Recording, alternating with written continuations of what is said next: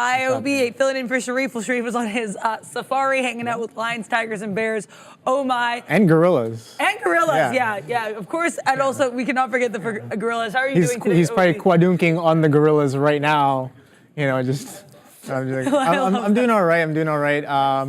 Just trying to kind of log in here. It's gonna give me a couple more minutes, but my morning's been not too bad. Kind of just patiently waited for that JOLTS number to come out, and then I was looking for some sort of reaction. Didn't really get anything too much, but had Tesla on watch, have Google on watch as well, but nothing too eventful. How about you? I haven't done too much today. I was looking at Tesla. We were holding that 164.50 area decently. I was considering a long, and thank gosh I did not take that long because we did fall another 25 cents. Shout out to Sean in this trade. And also I'm going to try to do a quick roll call as people start going in. Pillsbury, Kellen Mitchell Miller, Ponzi Fonzie, Andrew Chow, Easy Trader, American Truther, Tyler Miller, Sebastian, Stock Trader, Peter Son laughing at this, the gorilla mention. Yes, the street really isn't a safari. Very down to see those gorillas. Britt Burden, hi. Mark Kimmerling, boom, boom. Chuck of all trades, Dad Trader, Hold My Beer, Fiddleback, Thomas Johnson. This is may the trade be with you, says Thomas Johnson. So I'm guessing that's a shout out there to our pal Obi. Future Eddie. Apples and raisin pancakes with powdered sugar. There are some great names here, great people. Always happy to be here at How to Trade, and we are going to be taking some trades, taking some names. No, I'm joking. In terms of what I'm looking at right now, I do like this Tesla. I want to see what we do here. We're actually holding up above this 164 level decently. I don't want to rush into this, but I think there could be something here, and I'm not sure what, which is why I'm just saying something. I want to look at this at a couple different time frames before I make my move, but I do like how well we're holding this level. So we're going to see what happens here. I would even scalp this to 165. That'd be about 75 cents. I'd have no problem with that. So we're gonna have to see what we do here. I think Frank Boso in the chat mentioning NVIDIA here, I believe is a short. So let's see. Yeah, so NVIDIA is interesting. We're still seeing lower highs, lower lows. We did pop above VWAP here. I wanna see what we do. If we keep these lower highs, there could be a short here in the works, but I have no interest in hopping in, especially in something with NVIDIA, unless I know exactly what I want to do, or otherwise I'll be end up being out NVIDIA. Also, even though, as I say, lower highs, lower lows, we did have a slightly higher low here. So this is kind of interesting for sure. Let me see what else I have here. I know PayPal, Neil brought up PayPal earlier for someone in the chat, and I remember thinking I kind of liked what we had to see there. Yeah, PayPal is an interesting one for sure. We did kind of pop up here on that VWAP, popped up again, made a pseudo double top. This VWAP area, a nice little trampoline, not even perfectly around VWAP, I would say even more so that 64.27 to 64.25 area, a nice little trampoline for PayPal. If we keep holding this range, gives you what, about 50 cents? I'll take that range. I have no qualms. But yeah, let's see what happens. PayPal on my watch, NVIDIA on my watch, Tesla on my watch, and hopefully gonna give some fun trading opportunities. Excited to see what happens here. How are you trading this morning? All right, so I do have my charts up, and I guess I can talk about the one trade that I did have. Just trading Google.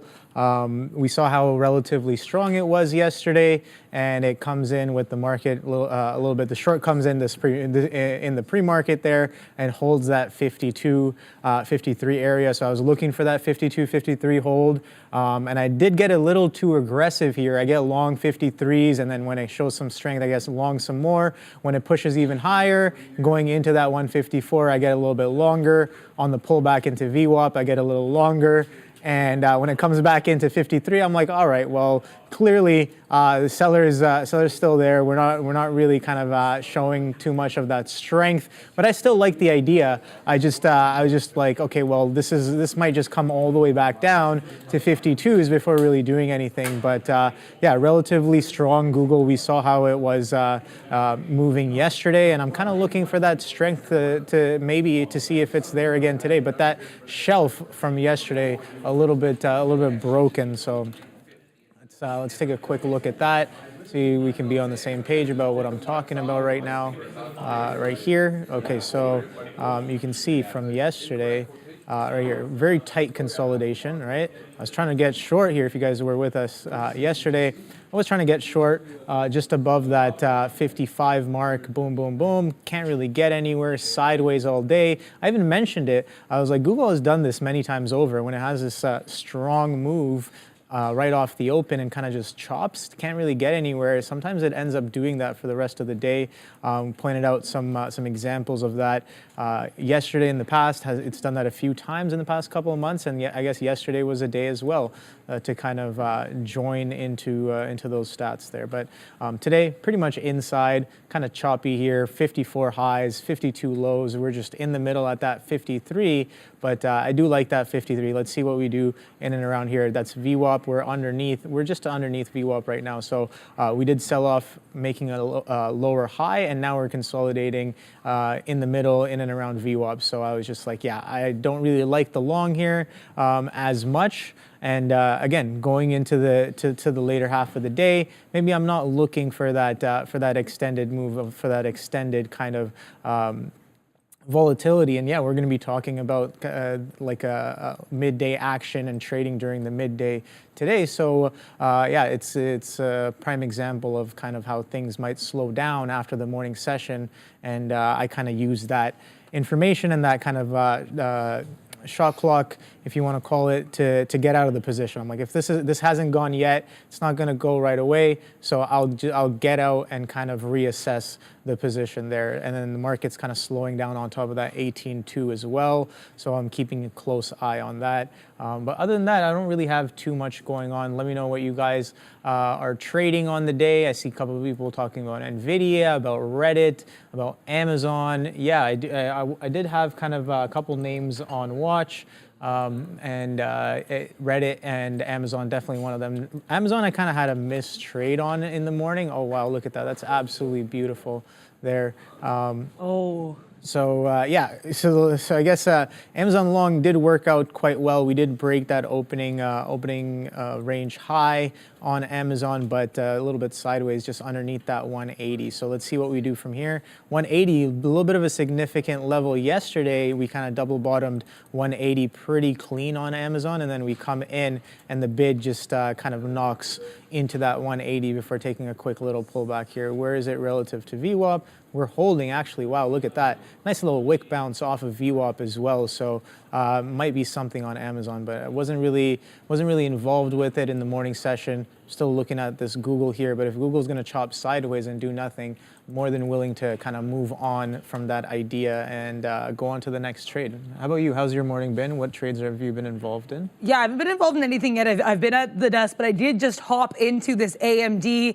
I saw this on my side chart and I was like, So I'll switch to the 3-minute because that's what's on my side chart for AMD to kind of see what I liked. I liked these lower highs and this flat bottom. To me, this looked a little bit flat bottom breakish, but even if it's not, I'll play within the ranges. That is the type of thing I like doing. So I got short here at 176. I was trying to take the long off the bottom here, but I was more skeptical because generally, if it has this kind of pattern, if we're down about 4% in the day, I'm tempted to think we're going to probably stay more on the short side. So that's why I was like, let's stay here, see what happens. Then, we got to this 176. We rejected. I liked it. I got involved in the short. If we have any kind of resistance here, if we get up to this 176.25s, I'll add. If not, I'll be getting out at 176.50s or 45s-ish, and then we're going to try taking profit, at least some profit. I want to kind of build, add and take out here at this 175.40. So about 5-6 risk to reward, not bad. I tend to usually have my risk reward ratios be a little bit less based on numbers and more based on areas I like, as long as, of course, the risk doesn't outnumber the reward. I'm pretty pleased as punch. So here we go. Here is AMD, and we'll have to see if hopefully this doesn't turn into an AM disaster as we go into the lesson of the day. So let's talk about, this is just my Google Slides. I don't even have the thing ready. Here we go. Here's trading the midday. Yeah, I deserve that fail button. So here we go. This is trading the midday, which is, of course, what we do here every day on how to trade. So I think it's pretty apt. And of course, I have a lot less experience in trading in general than Obi here, so we're gonna, hopefully add some insight. If anyone else as well in the chat has any specific things they want to talk about, any insights they've noticed from trading the midday, of course, I include that as well. It's what's great about having this amazing community. I pressed the wrong thing. There we go. So introduction here to trading in this time of day is basically, of course, trading the midday is, maybe a bit rudimentary. It usually refers to the late morning, lunch, and early afternoon period of the trading day. It's going to be around 11 a.m. to 2 p.m. And this time of day is usually going to be a little bit calmer as many stocks fall into ranges or into previously established support and resistance areas. So I think Obi described it really well with that Google, where we didn't have the volatility of the morning, so that was why you were kind of interested in it more. Also, too, with regards, I think Google, another really apt example there, and as you said, it was kind of trading range bound. It wasn't really giving you a lot of breakout opportunities because generally in the midday, things settle down a little bit. So that brings us to our next slide here, next topic, which is basically some of the characteristics of midday trading. We do tend to have a little bit lighter volume as less traders are active during this time of day. This could be for reasons because of lunch breaks. People want to eat, understandably. Also, Obi was mentioning yesterday as well that we do have sometimes traders who will exclusively trade more in the morning because they have work and they live in the East Coast. No, the West Coast. Yep. Thank you. I said that out loud. I was like, that's wrong. But the West Coast too, you can, the trading day will start at like 6:30 a.m. So that's perfect. They can trade for a couple hours, then go to work. But then that means they're not necessarily going to be able to be involved in this midday. So a couple different reasons we might have some lower volume. As such, because the volume is lower, the action tends to be slower, which rhymed, due to this midday. And this is also a consequence of the lower volume during this period, and as such, the price action will usually be a little bit more subdued, especially when compared to the strong breakouts coming right off the open and as we head into the close. So here are a couple midday trading strategies, and definitely, like Obi, feel free to add your own in here, because I have two. One of these is one that Sharif will talk about a lot. The other one is one that I like using. And the first one, shout out to Sharif here, and shout out to our floor in general for this VWAP high of daybreak. So this trade is usually going to be a little bit more common as far as I understand for some of these small cap gappers, and it'll occur when a stock that ran earlier in the day will kind of settle down, chill out a little bit, take a nap around the volume weighted average price, and sometimes these stocks will push past that VWAP level and make a new high of day. So it's kind of a nice little play there if you can get some shares and get out around there. And Sharif has demonstrated that one live a couple times as well. We also, another one that's pretty common here, range trades, because due to the lower volume, you will have some stocks settle into ranges, which can give you some opportunities to trade within the range or try for some breakouts or breakdowns. And we discussed breakouts on last week's How to Trade. Are there any particular strategies that you like for the midday? Yeah, I think just to add on to your point there, yeah, I like to see what kind of VWAP is what price will do with VWAP. But again, I want to preface that with something that Adara said, that yeah, I'm still kind of learning as well. I'm still kind of a trainee here. So again, it's a work in progress. The journey is about like learning, and that's what we're doing here, and we're doing it together. But as of right now, what I like is that yeah, I like to see what VWAP kind of does around midday if we're holding. Like for example, we have Amazon here. I did pull up that Amazon. So around the midday, we talk about it being kind of 11 o'clock and forward. So you can see that it kind of comes into that VWAP. It's a good example here where it kind of comes in and holds above this morning kind of chop that we had. So I like to look in that direction a little bit there, because sometimes if there's a strong drive off of the open and we get a little bit of relief off of the morning session kind of cooling off, the question I kind of start to ask myself is if the bid is real, and if it shows up at VWAP, and if the tape is like telling and the bidders are kind of in charge, or yeah, so if there's a lot of confluence there, then yeah, I'm willing to structure a trade in and around that kind of thing there. So yeah, midday kind of a consolidation or like a VWAP hold. But what I find is like, yeah, things have kind of died off. You can't expect the moon here. Kind of the same thing going back to Google there. Like I was very aggressive on the push up, but we never broke this morning high. right? And when we kind of come back in, sure, I'm being a little aggressive getting more in on the way back down, but I try to keep it as tight as possible, and I just get out when I'm like, all right, well, I don't really like it here right now for the long, and it's also kind of timing out. This is around what? This is around going into 11 o'clock, so it's 10:48. I'm like, all right, well, if this couldn't do it, pushing into 10:30, and we're starting to pull back a little bit, and you can see this volume as well. Look at that dying down of the volume. So right off the open, very, very aggressive off the opening print as well, and then you can see that slow kind of decay in that volume as time progresses, and the move doesn't really have as much umph in it anymore. So yeah, Google kind of it does a chop, pretty much going sideways right now. So yeah, kind of dead in a sense when it comes to volatility and momentum, but things can definitely set up for like an intraday level to level kind of play here. Let's see, people talking about, okay, so here's a kind of another example here, right?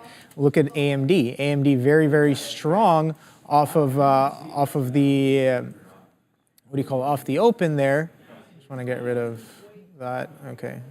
This is kind of getting in the way, so we'll delete that for now.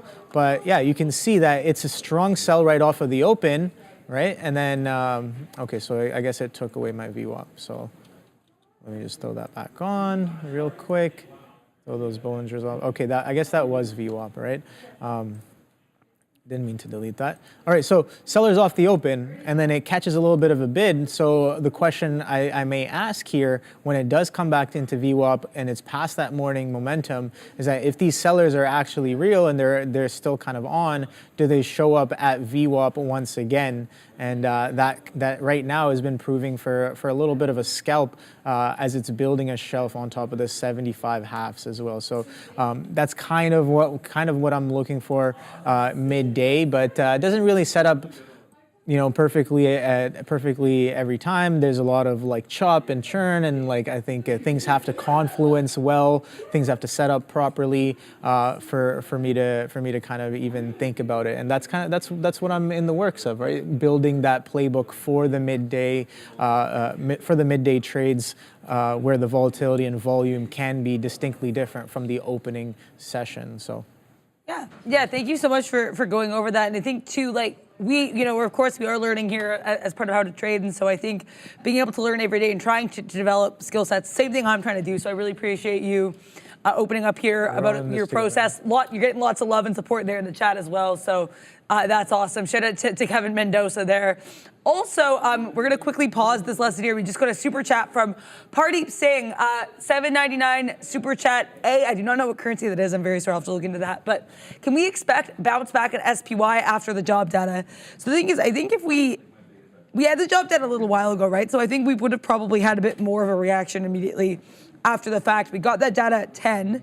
So I'm going to switch to the 5-minute. I mean, we have a little bit of a curl back up, right? But we got, and by that I mean, here's 10.10. We did drop a little bit lower. Here we got to 10.10 here. I'm on the 5-minute chart. Then 10.15, we kind of have this pseudo double bottom at 5.1650-esque on the SPY.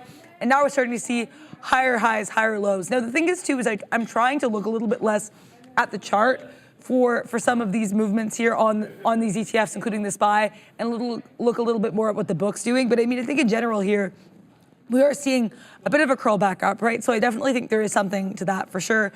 One area that I would be watching though on the book as we approach it is going to be this 518. Why? Because that 518 was that earlier kind of pop in that area that we had 10 a.m. and then 10:05, these candles after and around that JOLTS data. Then also, that was an earlier area of support. So 518 for me going to be very spicy should we get there. And we're about 20 pennies shy of that area. So I think to me, that's going to be the big area I'm watching.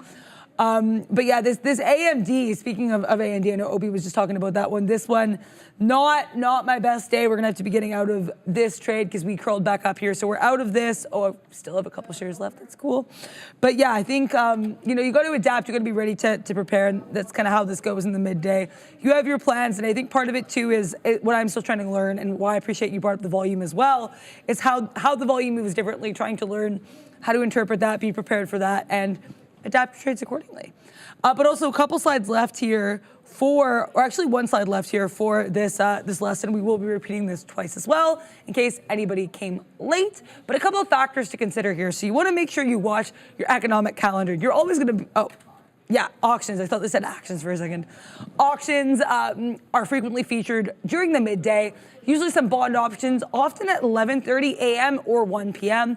And the auctions at 1 p.m. can actually sometimes lead to sharp reactions from the market immediately following their release. So sometimes you'll see a big move up or down. You want to be aware at 1 p.m. or just after 1 p.m. sometimes to see what the market does in reaction to these auctions. We don't have any today that I saw.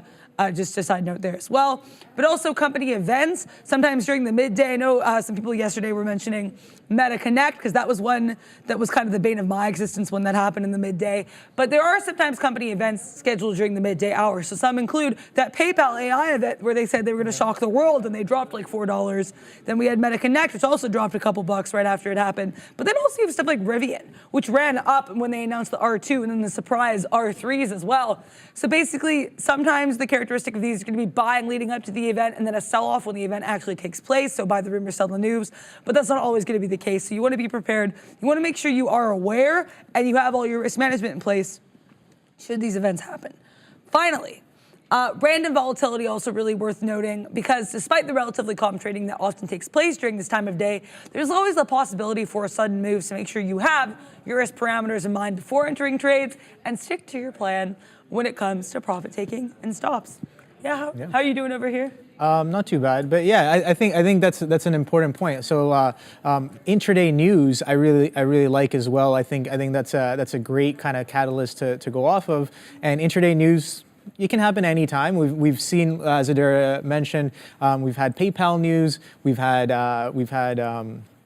Apple AI news, we have Microsoft AI news. Remember, all those intraday catalysts that did come out were sometime in the middle of the day or near the end of the day. And if you're kind of astute, you're sitting at your desk, you're kind of looking and watching and scoping out different plays. I think that's kind of an important thing important factor to consider and watch out for, just to see if anything and anybody will come out with news. And it's something interesting that I do like to note is what was it?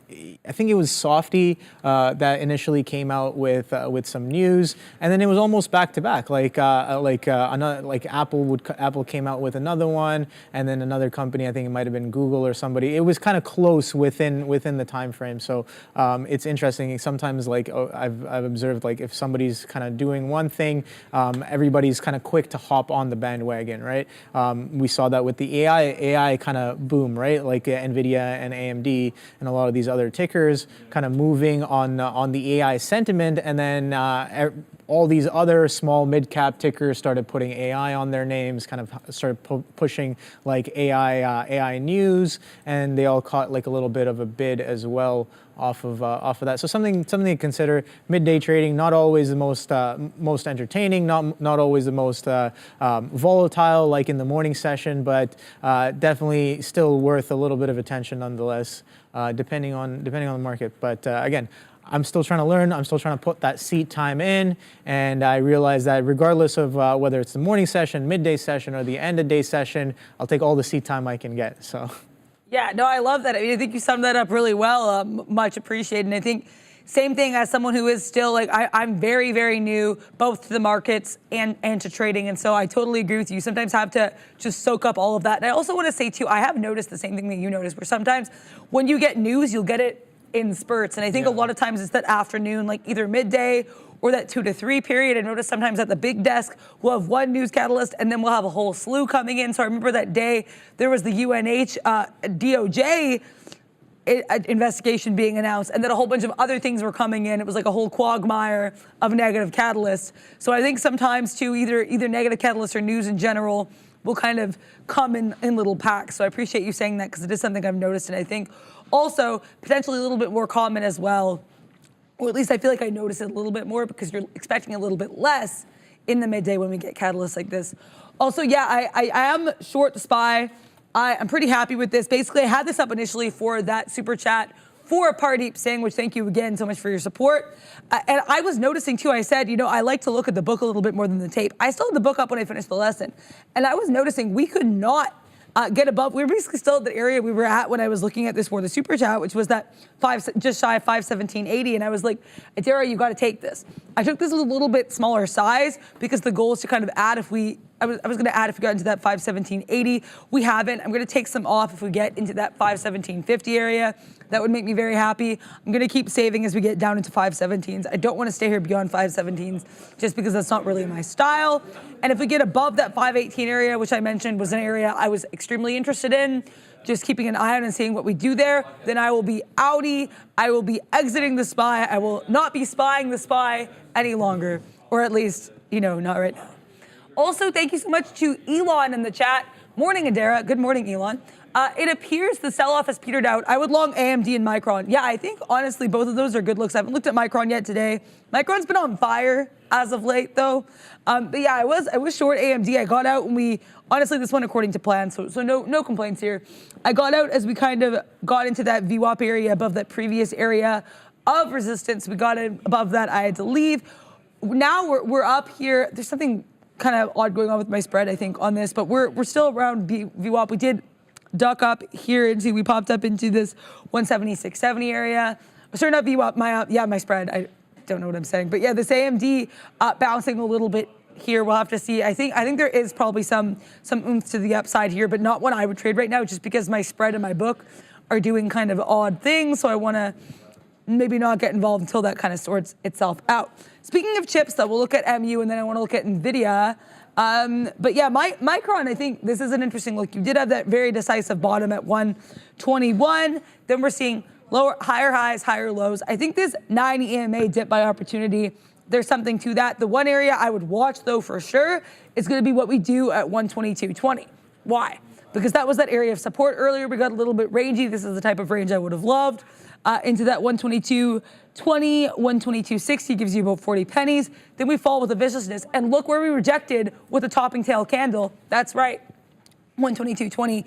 I want to see us break above 122.20, but if we can do that, I do think there are some dip buy opportunities potentially for myself here.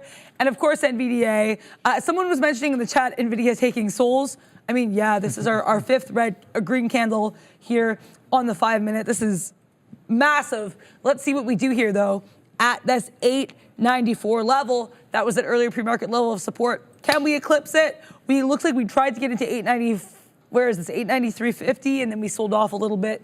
Not one that I have my eye on. If I trade, like I said, if I trade NVIDIA, I scalp NVIDIA. So we're gonna have to keep an eye on this. Right now, though, SPY basically about 15 pennies shy of my point of entry. I'm pretty pleased as punch. We're gonna have to go deal with that and make sure I have my beak wetters set, because we are struggling a little bit with that 517.55. You are in 2 trades here. Yes, I am in 2 trades. So I try to keep my word, I guess. So we talk about that AMD, and I'm like, all right, well, we're looking for those sellers. That's something I would kind of look for. It comes into that VWAP and starts looking a little bit slow down-ish, I guess, if that's a word here. But yeah, you can see that VWAP sellers have been quite dominant right off of the open, a little bit of a continuation to the downside. Let's see if we can get back down to this shelf, right? That's all I'm looking for here. Just a quick little scalp there. But Google kind of still holding that 153, so I'll give it some time. Like we said before, not really expecting the same kind of volatility and movement right off of the open, so I don't expect things to go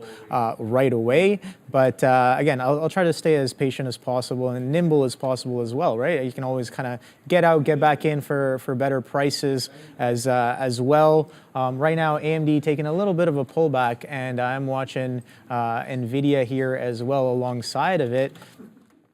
So I do have to be careful with a little bit with that Google as well. But yeah, NVIDIA kind of pushing towards those highs. So I'll be more than willing to get out of this in and around this area if NVIDIA kind of is showing that strength, right?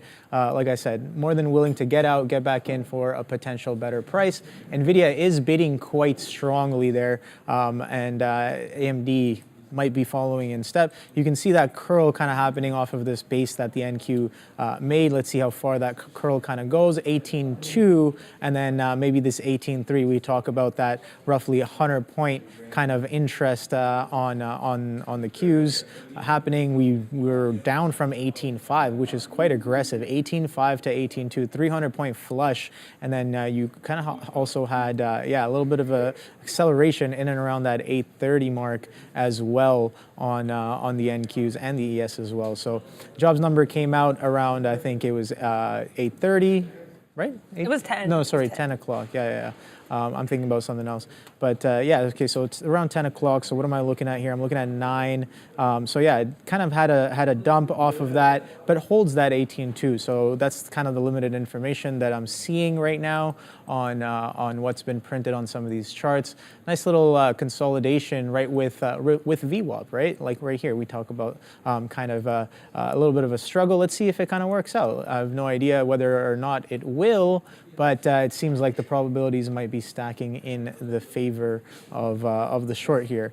But yeah, let's kind of continue with this Google trade. Got AMD on as well. Nothing else too crazy. Let's see if NVIDIA takes a wee bit of a pullback here off of this strength it's been showing pretty much for majority of the session here. I see that at base around 10 o'clock, and we've only been making kind of an uptrend since then on NVIDIA. So maybe I'll take a look at NVDL to potentially get involved as well if that's gonna revert a little bit back to VWAP, but it still looks like it's kind of holding trend, so I'll stay a little patient on that. I do like AMD a little bit distinctly different, right, versus Intel, but again, got the stop in, accepted the risk. Let's see whether or not it gets taken out or it comes into fruition.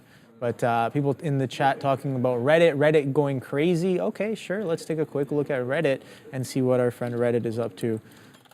Here, okay, all right. So we talk about that 45 level on Reddit. That's been a little interesting level, right? We talked about it yesterday. We had some nice interactions with it yesterday. We had pretty solid interactions with it on day 1, day 2 IPO as well. With I think it was like 5,000 lots sitting on the bid, kind of holding it up. Coming in today, you get down to 44 and then reclaim that 45 and then rips right back up, trading at 48s, almost pushing 50s. Yesterday's high being 49s. 49s? Yeah, 49s and some change is the day high yesterday with a 50-40 pre-market high. So we've been selling off a little bit off of that 75, failure to follow through, can't even print 75s on this strong pop. 74.80s is the high, and we've been kind of slowly but surely selling off of that. But that 45 bid kind of holds, and I was kind of talking to a few other traders about that. I was like, well, we know who the underwriters are on Reddit. Is that the underwriter bid at 45? Like, is that going to be significant? Are they holding it up? It seems like it's being held up right now. Now, I don't know who it is, but with the limited information that's been printed on the chart since the IPO, that 45 may or may not be a little bit of hold a little bit of significance with the way price action has been kind of behaving when it does come in and around that level there. So NVIDIA with a little bit of a pullback here. Let's see if it can break a moving average or something like that. Okay, NVDA. Let's take a look here on NVIDIA. So yeah, so potential setup for a reversion back into VWAP if it comes in, but this is well within trend, right? You can see how strong this is, but AMD looking distinctly different than that price action on NVIDIA. So let's take a quick look at SMH as well, do a quick check. SMH is the semiconductor ETF, and it's not as strong as NVIDIA, so a little bit muted there relative to what NVIDIA has been up to. So I guess that's kind of working in our favor for that AMD short. Wow, take a look at SOXL as well. SOXL looking much nicer for this short. Lower highs, lower lows, I guess that's a relatively higher low as well, but yeah, a little bit of a chop, and it's coming to the downside as well. So there goes AMD on that short off of the VWAP. We kind of talk about it. Our sellers still there. They've shown themselves once, twice, third time's maybe a charm. Let's see if we can get back into this shelf where buyers seem to be showing up over and over again, in and around that 75.5 level on AMD. If NVIDIA takes a little bit of a pullback back into VWAP, maybe that'll come into fruition a little bit faster there. But like we said, midday session, got to be a little patient, got to let things cook, and seems like things are moving right now. Yeah, certainly things are moving, and I totally do agree with you with regards to that AMT level as well. That was the level I was kind of eyeing, that 175.50, so I think that's a good look. And yeah, may the force, may the trading force be with you on that one. Yeah, certainly AM distinctly different, I had to. But also this Tesla I'm a little bit upset about, because I was looking at this 165.25. We held this beautifully. And then we dropped to like 165, and I was like, Adara, don't look at it anymore. This is a sign. I look away, then I come back, I look at it again. It's holding that area beautifully. I was like, come on, Adara, just take it for 50 cents. I try to punch in, it already flies. So Tesla, I mean, we call it Stressla for a reason. It went without me. That's all good, that's cool. Where's the next trade? If it wants to do that again, I would be pleased as punch. If it doesn't, I can't make it. It's a stock. It does what it wants to do, and it does not care about my feelings. But also, with regards to that semiconductor talk, let's look at SMH, because I saw some mentions of that here in the chat. This SMH VWAP, not perfectly VWAP, but around VWAP bounce is really nice. We get that bounce here off of 223.60. We break above as well, or at least we're trying to break above here this previous high of just shy of 224 is right now trading at 224.04, so we have broken above that. Yeah, I mean, I think this is a nice look here. We did have that pseudo double bottom at 222 is kind of curling to the upside. This one kind of looks similar to Micron, which, as I said earlier, is going to probably be my choice. If I choose to take chips with a dip, I will be taking it with the side of Micron.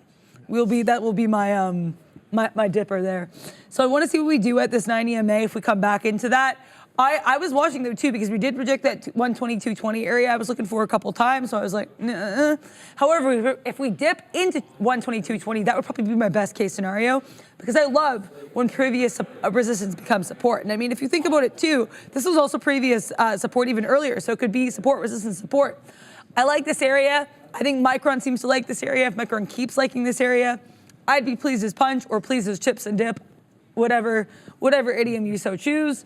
That's what I would be pleased as. Also, yeah, NVIDIA right now back again above that 895 area. Someone was asking earlier about overhead resistance on NVIDIA, so let's take a look and see what areas. I mean, to me, we do have that pseudo double top at 948, 950. I don't know if we're gonna get there today. I do think that this is a little bit of a doji area here at 905, right? We've had a couple of these candles where we kind of wick up above and all around this 905 area. I think 905 could maybe be some resistance then. But again, part of me wants to say that's too ambitious, but the other part of me is, Adara, it's NVIDIA. Someone earlier in the chat too was saying NVIDIA-ing. So I mean, I think literally the fact that we can use that as a verb to describe a stock moving parabolically says kind of all you need to know, right? So I think there could be some overhead resistance at 905. A, who knows if we'll get there, but B, given that's NVIDIA, we very much could. So it's a little bit of a harder one to analyze for that reason. Tesla, why wouldn't you let me in, bro? Tesla would have been like $1 plus from where I was interested, but you know what? That's okay. Again, cannot make the stocks do what I want. All I can do is look at them. However, I like this. This is interesting to me, this rejection. We pop up into 166.35s on a wick basis from what I'm seeing. And that's that earlier candle, which we had a couple, we open here, we close here, then we open here and we sell off a couple times here, 10 and 10.15. So I think this could be an interesting area if we keep projecting here. I think there could be something working on Tesla, but my issue is I've been way too hesitant to enter this. And my first long idea was going to be wrong on this, just to be clear as well. I was interested in that 164.50 area, and that would have been patently false. But however, the second one was right. So I'm trying to trust myself a little bit more. Obviously, as a new trader, my instincts are not the best, and we're also talking about Tesla, so that's a whole other story. But I do think, if I like something, if it holds up for X amount of time, I should be having the confidence to try it. So, especially because I'm still learning in the sim. So I think this Tesla could be an interesting look. Micron looking like it's going to give me my chips with a dip. Also, I want to talk about my SPY short, because I kind of neglected to mention that. I should have been looking at this more because I could have had another short opportunities for me to kick myself a little bit there for not spying that. But we did take this short at 517.75. I was pretty happy with this. I ended up getting out a little bit earlier than initially planned because we were really struggling with that 517.50 area, which is where I was initially going to take some profit. Took some out at 517.55, took the rest out 517.59 just because we weren't moving down with the viciousness that I really wanted us to. Now we are though. So honestly, pretty mad I didn't take this short at that wick basis of 517.80. Say la vie.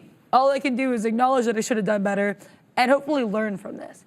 Looks like we actually could be bouncing again though, that previous area of chop and churn at 517.40. As I said, I'm trying to use these chart levels a little bit less when it comes to planning my SPY trades, but I will use them as levels to look at and reference the book. With that in mind, we're holding this pretty well on a book basis. So I may have to dip my toe back into the SPY. How are you doing? So some interesting pop on the Google there.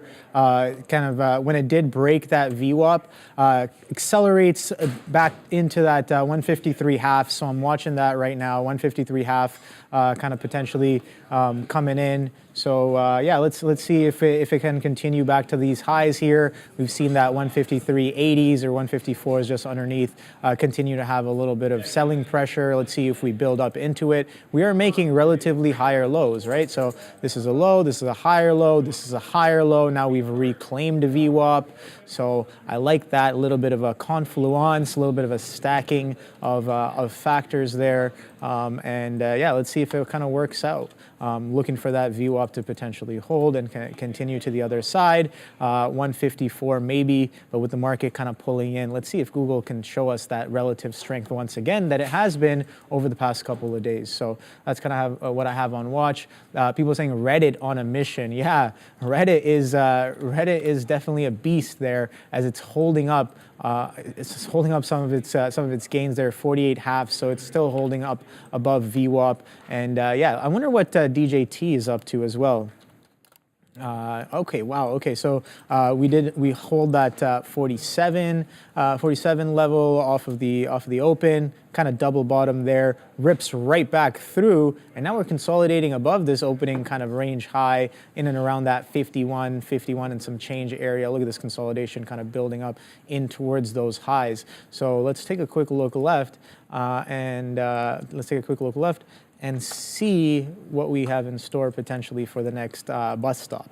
So previous consolidations here, just a little bit of a stop here on the way. 154 is apparently, okay, that's interesting. So 154, kind of a little bit of a slowdown here on the way down. So we saw that how aggressive of a sell-off we had yesterday on DJT from 61 high all the way to 45 lows. And then now we're getting a little bit of a reversion. So let's see right here. So that's about you guys know I like to measure my moves there. So about a 15.7 point move to the downside. And today I guess we don't take it off of that low, but off of today's low. Let's see how many it's just done. About 5 points. So we've done about a third, so 33, roughly 30%, not 33. Reading off the textbook there. Roughly 30% of a retracement happening on that strong flush of DJT that we had. So 45 holds, so that's pretty nice there. There goes Google pushing up another 20 pennies, nice and steady, nice and slow. Let's see if it can break through some of these highs there on Google. 176 coming in on AMD. Again, like I'm just looking for these buyers to see if they show up. You can see that it's very, very distinct. 175 halves, 175 40s. It kind of comes in here every time and gets bid right back up on AMD. So let's see if that will come into fruition. Let me know what you guys are trading. Let us know what you guys are trading in the chat, and we're more than willing to take out. I just read take out a level. I'm more than willing to pull it up and look at the ticker. No, I wish I could take out levels. There are times where I look at the tape and I'm like, I'm so convinced. I'm just like, oh wow, I wish I had the buying power to take that guy out on the bid. Like, what is that guy doing? But like, I don't know. I can't. More seat time, more experience is what I need, and maybe some more risk and buying power as well. Who knows? Real life force. That's what you need to take out the levels. The buying power equivalent of a lightsaber. That would be awesome. That would be really cool. But yeah, you know, I totally agree. More seat time for sure. I'm a little upset with myself with that in mind with this SPY. So I got involved in this. I was looking over at the tape. We were holding that 517.45 level I liked. By the time I go to buy in, I should have just, I don't know why I didn't press in. I have the tape open here as well, so, or the book open as well. Sorry, so like, what am I doing? But it's okay. I like the position I have here. I might add in if we notice, you know, a little bit more hold here at this 517.40. The plan is to kind of scalp this out about 10 pennies as we get into that 517.70, 517.80. Not sure if we're going to get there. If we keep holding this 517.40 though, I'm going to be pleased as punch. If we break kind of below here into that 517, shy 517.30s, that's where things are going to get dicey and I'm going to have to be getting out. We've held up above this level really well, so I think there could be some opportunity here for some continued oomph to the upside, at least for my scalpier purposes for this this SPY. Also, Micron, we're a couple pennies in the money here. I'm going to shout out again to Elon for mentioning this one to me in the chat. I like this move. I do have a resting order here. If we get into 122s, I would love to add into this because I do think that could be an interesting area for a dip buy. I got in though, as I mentioned, I wanted to get into that previous area of resistance, which is again forming support, and that's that 122.20. So pretty happy with this entry. About 5 pennies in the money. Trying to take this out at 122.60s because that was that earlier area that was the top of the range, and I bought into the bottom of the previous range. So kind of worked out like that. Always nice when things happen to work out that way. Also, let's take a look at Meta. I know Joanna Brewster in the chat saying making their day, just trading this one both ways. So congrats to you. Shout out to you. Sean killed it on this short earlier today of that 492, 493 area. This one went all the way down to 487s. Generally though, yeah, this is interesting. And I think you could play it both ways because you have had, we're basically flat on the day more or less, down about 0.03%. But we have had generally higher highs and higher lows, although right now we're kind of a little bit more stagnant. But I do think that because of the way this one's been moving with these pretty wide range per candle, to use a term Sharif uses that I find pretty helpful to kind of use to analyze things, I think with that wider range per candle, it does give you a lot of wiggle room on both sides of the equation. So I think Meta, a really nice one. One I want to look at, like I said, I'm usually a little bit more hesitant to enter this one, given the spread. Spread right now, not great, just shy of 20 pennies, but it's definitely been worse for Meta. And I mean, as someone who used to trade Eli Lilly, what business do I have complaining about spreads? Lilly, let's look and see what spread she has right now. Lily's got more than a 50-cent spread right now. So if I used to trade that regularly, I can live with the Meta spread, and Meta has a lot more liquidity. So let's keep an eye on Meta. I'm not gonna say no. I think there definitely are opportunities on both sides. Again, congrats to anybody crushing it with this name. Also, thank you very much to American Truther with the $1.99 super chat. BuzzFeed, short squeeze signal or text. Thoughts? Ooh. BuzzFeed had that deal with the Independent in Ireland last week, I want to say. This one, I know it's a penny stock. Let's see what we're doing here. Yeah, so the Independent signing a long-term license agreement and strategic partnership with BuzzFeed in UK and Ireland. So yeah, right now the thing is that the volume on this one for the day it's not great. It's about 300,000 shares, just above 300,000 shares. Let's take a look at this one on the daily though, because you said short squeeze, which maybe implies a bit of a longer term play. Longer term, this one does look a lot better. I'm gonna pull up, see if I can find the short float on this one. Let's see, check FinViz. Thing is too, is I find short floats a lot of different places will sometimes give you different short floats. So it's kind of, sometimes we'll see different stuff on trade ideas and what we'll see here. So it's all a little bit fun and varied. 7.49% short float. So nothing massive here. Of the total float of just shy of 60 million shares, about 4.47% of that is going to be 4.47 million. Of that is going to be short. So yeah, let's take a look. Let's zoom out a little bit more, as Neil says. When in doubt, you want to zoom out here. And I mean, here's the thing to me. We're kind of coming into that previous area of resistance. So that is that 48-cent level. We're actually there right now, pretty much that 48-cent level. So I really want to see what we do here. We want to see us break above that area. Then if we eclipse that previous top of 51, I think that would be a good look. But since kind of making this bottom here, February 14th, we have seen this kind of curl back to the upside with generally higher highs, higher lows. So I think it is a nice look for BuzzFeed. I think we do have that positive catalyst that we've been continuing to trade higher off of. So I think, hopefully things go well with BuzzFeed, with the independent in Ireland and the UK, because I think if we break above that 50 penny level and also above that previous area of resistance that gives us, support, that gives us another previous area of support here, actually, this 52. If we break above all this support and previous resistance, I think this could be a nice setup for BuzzFeed. Of course, not blue sky because we were down earlier, but I think that catalyst definitely gives it a little bit of possibilities. Also, Joanna Brewster saying, thanks for the shout out. Just got out of the long looking for another entry in Meta. Congrats to you. I think I need to be keeping an eye on this one because I think there are certainly some opportunities to play this. For now, though, the SPY just had that big sell-off, so I'm going to be exiting the SPY post-haste, pronto. I cannot be here anymore. Also, Micron selling off a little bit too, so a bit of a market move down. How are you doing with your short? So I got out of the Google long.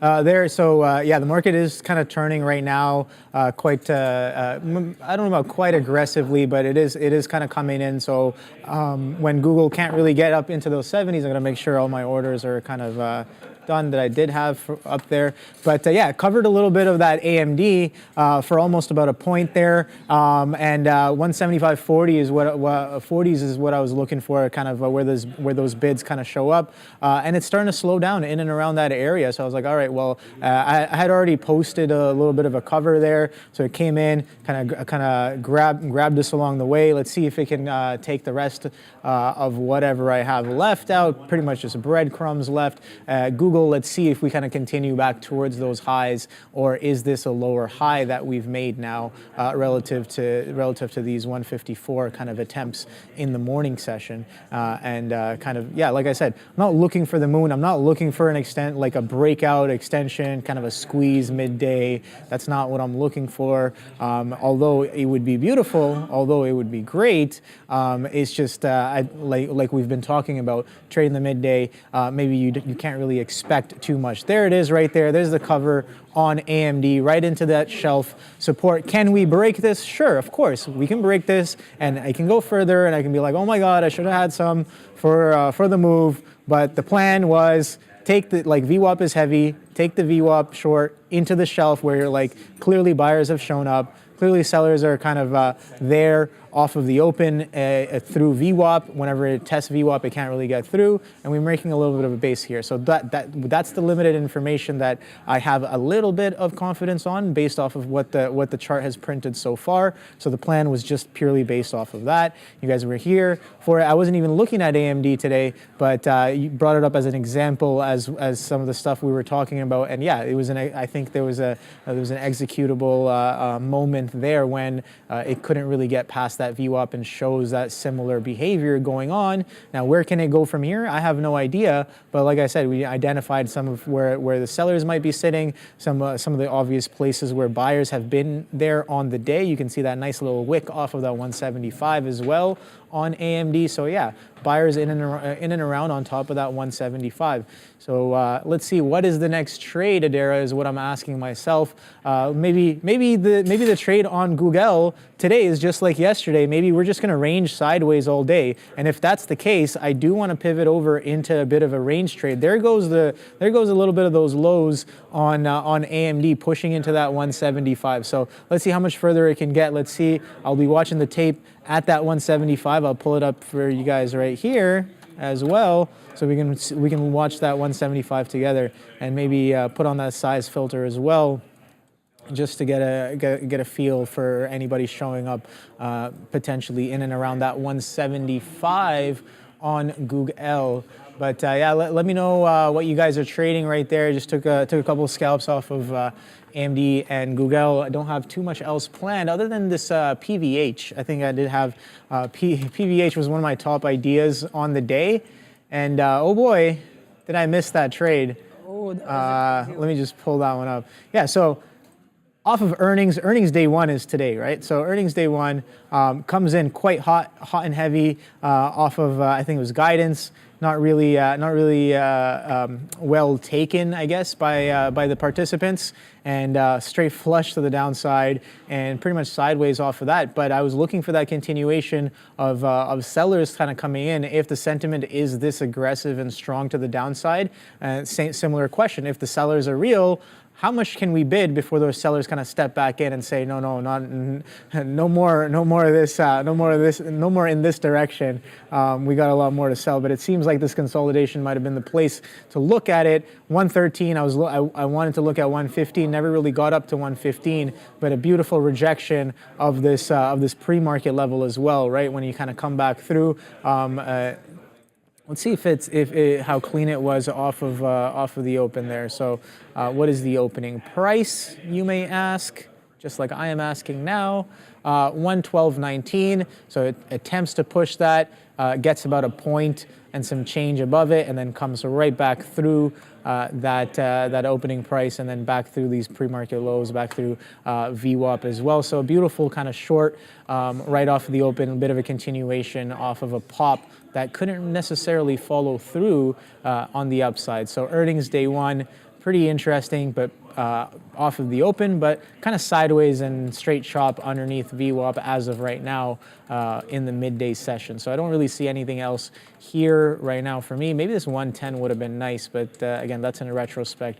Was not really watching that as close as I probably should have been, as like I mentioned, it was one of my top ideas on the day. I got a little distracted with the Google and the Tesla in the morning. We saw what Tesla did off of those delivery numbers. Oh boy, we were talking about that 170 level for a potential interaction there, and it gives it to you right off the bat in the pre-market session off of those numbers. So this was pretty wild there. That wick is absolutely real. We slam through that 170, we push into 169s, and then it rips up to 172s before coming and slamming right back down through that 170 for a 162 low on Tesla. And now we've pretty much gone sideways and maybe a little bit of a reversion happening on a bigger time frame. Let's check the 15-minute right there. So yeah, maybe we are poised for a bit of reversion as this base is forming at that 62.01 low. So we couldn't even print 62s, 62.01 kind of being the low there. So that's what I was a little distracted with in the morning. Again, you guys saw what I did on Google. Maybe a little too aggressive there. I think this entry right here, pushing into those highs, not the best. Get more at VWAP. Get more if this previous kind of short-term structure might be holding as well. But yeah, AMD back down into that 175. So I'll stay patient. I'll continue to watch if anything is going to happen here at that 175 on AMD. But yeah, let me know what tickers you guys are trading.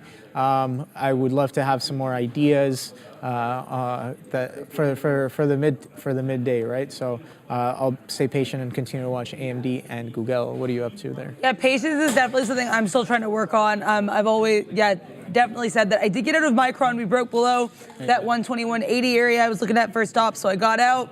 Pretty boring, which is always kind of what you want when you're leaving trades. Also, congrats on that AMD trade, by the way. You also have DVDR43 in the chat saying OB into money Kenobi. So definitely getting some support there for that one. You know, really nice trade. Thank you. Also, Tesla. Got a little lucky. Pardon? Just got a little lucky, that's all. It was a good setup. Yeah. You give yourself some credit. The setup was nice, but like I didn't even have it on board. We pulled it up, started talking about it, and I was like, okay, well, this is pretty decent. It is part of the playbook, but yeah, a little lucky with that opportunity. I see what, sometimes you pull stuff up and then you're like, oh, it's like the stars align. Yeah, I'm like, okay, well, yeah, if I was watching this, which I am now, I would totally take this trade. And then, yeah, not really impulsive. Like I have my risk on, like my what do you call, risk defined, and I've accepted the risk and I'm willing to put it on. I'm not risking a significant portion of my day either, daily shutdown either on it. Just a little bit of a quick kind of a everyday trade, right? Things off of VWAP, they tend to set up here and there pretty much every day, depending on where you're looking and what you're looking at. But if the VWAP is respecting, and if we've made lower lows, and if we're breaking down off of a level like 180, yeah, maybe we are poised for a little bit of a sell-off there, and we saw that distinct difference between Nvidia as well, right? So a little lucky in with that multiple factor kind of confluence happening. Yeah, I like that multiple factor confluence. And I also like, too, I appreciate you saying that. It's like not something that you had planned, but it ended up, all the stars ended up aligning for that multiple factor confluence, which is a phrase I really like. And yeah, so it kind of ends up, it's another example. I think today we're talking about trading during the midday. It's one of those things that wasn't necessarily planned out, but you were able to kind of formulate a plan that makes sense for you and do well with it. So congrats there, for sure. Also, yeah, I am in this Tesla short. And I want to talk about this. I saw this on the side chart. I like this double top. Initially, I was concerned this was going to be a bit of a long possibility. And I say that because we have had with Tesla higher highs, higher lows for the most part. Then I said, Adara, watch what we do. Watch how we kind of wick and see how we interact when we get back to this high again. We popped up into like 166.70, and then we were rejected with a viciousness. I said, Adara, go short. Go short now, Adara. So I did go short at 166.40s. Pretty happy with this. I'm going to be taking some out right about VWAP, so 165.50. Shout out to Patrick Langlois as well, mentioning Tesla short, which is kind of why I was considering this one a little bit more seriously. Like, it's always on my side chart, but like I said, I kind of kept considering taking this one long, but then I was like, you know, Adara, if it fails this level, you might as well take it short. So happy you took it short. Shout out to you and thank you for that one. And that's why it's great having this opportunity where we have this chat, people dropping ideas, and you can kind of see those, take from them, learn from them, take what you want to take, and kind of have some new opportunities. So I think that's always very cool and very valuable and something I really appreciate. Also, Levi Brooks and a couple other people here mentioning Palantir. So let's take a look at let's see what levels we can fish up here with Alex Karp and Palantir. We have had higher highs, higher lows on this. Thank you, I appreciate that, the bang button there. We had a bit of, not a perfect double, a lot of charts actually look like this when I say this. We kind of get to a bottom here around the open and then we curl back up. Palantir having this for sure. Bottom a little bit at this 2185 area, and then we have this really nice curl, this beautiful VWAP bounce, might I say, as well, around 2203. Nice little trampoline level there. Now we're kind of curling around the 90 MA. They're actually, you know, if I took this with shares, this could be a decent range opportunity. I say that with that pseudo base of 2223, popping up into 2230. I think there's some kind of opportunity there. But yeah, in terms of other levels, I always talk about previous support becoming resistance. Look at this support here in the pre-market around this 2240 area. Let's see what we do here. Right now, though, Palantir has been ranging for pretty much the whole of the midday. We started seeing this little chop and churn around the 1120. We had that big move down in the market as a whole recently, and we still kind of had that bounce off that 90 MA. So I think right now, Palantir is respecting the range. I would say this range kind of seems like the place Palantir wants to count. I will quickly look at Marvell as well. Someone else was mentioning Marvell in the chat, so let's take a look at M to the R to the V to the L, and let's marvel at Marvell. This is also very rangy. I'm sitting up here because I like this range. This bottom, it's not perfect, but it's around that 7190, 72 area type of thing. I might get involved at 72 and then, you know, have a little risk area here at 7190. Then, of course, our top is more or less at 7250. So this gives you about 50 pennies. You know what? Move aside, Micron. There's a new semiconductor on my side chart. And there's also a new trader to keep your eye on right now. We have Neil and his lesson of the day that we're going to transition over to right now.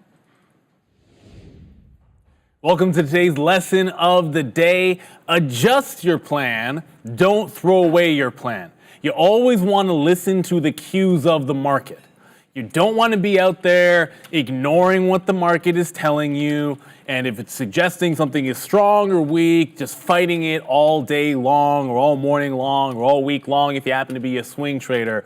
But you do want to make adjustments as opposed to throwing out the baby with the bathwater. And sometimes it's easy to say something isn't working or I'm not reading this right. I'm just going to give it up and go look for something else. That's the easy answer. If you want to take the easy way out, it is what it is. Go ahead and do that. But I can tell you that you're not gonna have success as a trader if you do that. Because when you find your plan in the morning or in the afternoon or the evening before the next trading day, you're setting up your levels, you're picking the right stocks that are there to be trading, you're putting effort into that. So if you are unwilling to use that effort to make positive trades and to make the money, then it's going to be tough sledding. Every now and then, there are going to be moves and opportunities trading that come out of nowhere, and you'll completely trade something you weren't looking at previously because something sets up. But for the most part, you want to leverage the work that you put in and change your plan, if you have to. Now, we all love to look at a stock, look at a key price level, and say, this is it. This is the line in the sand. This is the Alamo. I've got conviction in it. But what happens if your general idea is kind of right, but you're just missing the opportunity? Your entry price is not getting targeted.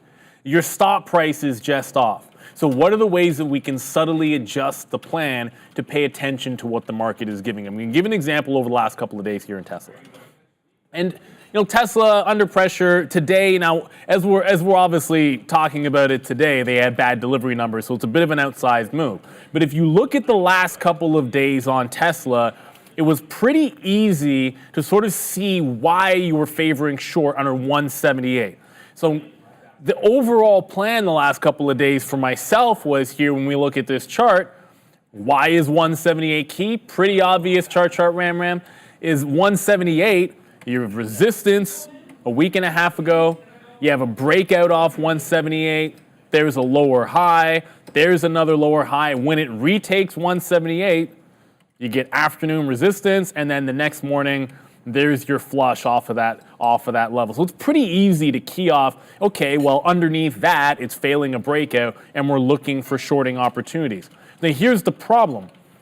Yesterday, when it was a great flush, were you able to, unless you were short in the pre-market at 7 a.m. or 6:45 a.m., if you're a trader like most people, are you able to short the 78 level? No, you're talking about 75 half into 76 was your shorting chance.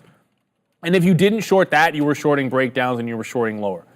And then similarly, if you looked at the next key level to the downside, which would be obviously right here, you had a close at 175 change, you had an afternoon high at 175 change, you come in the next day looking short into that level.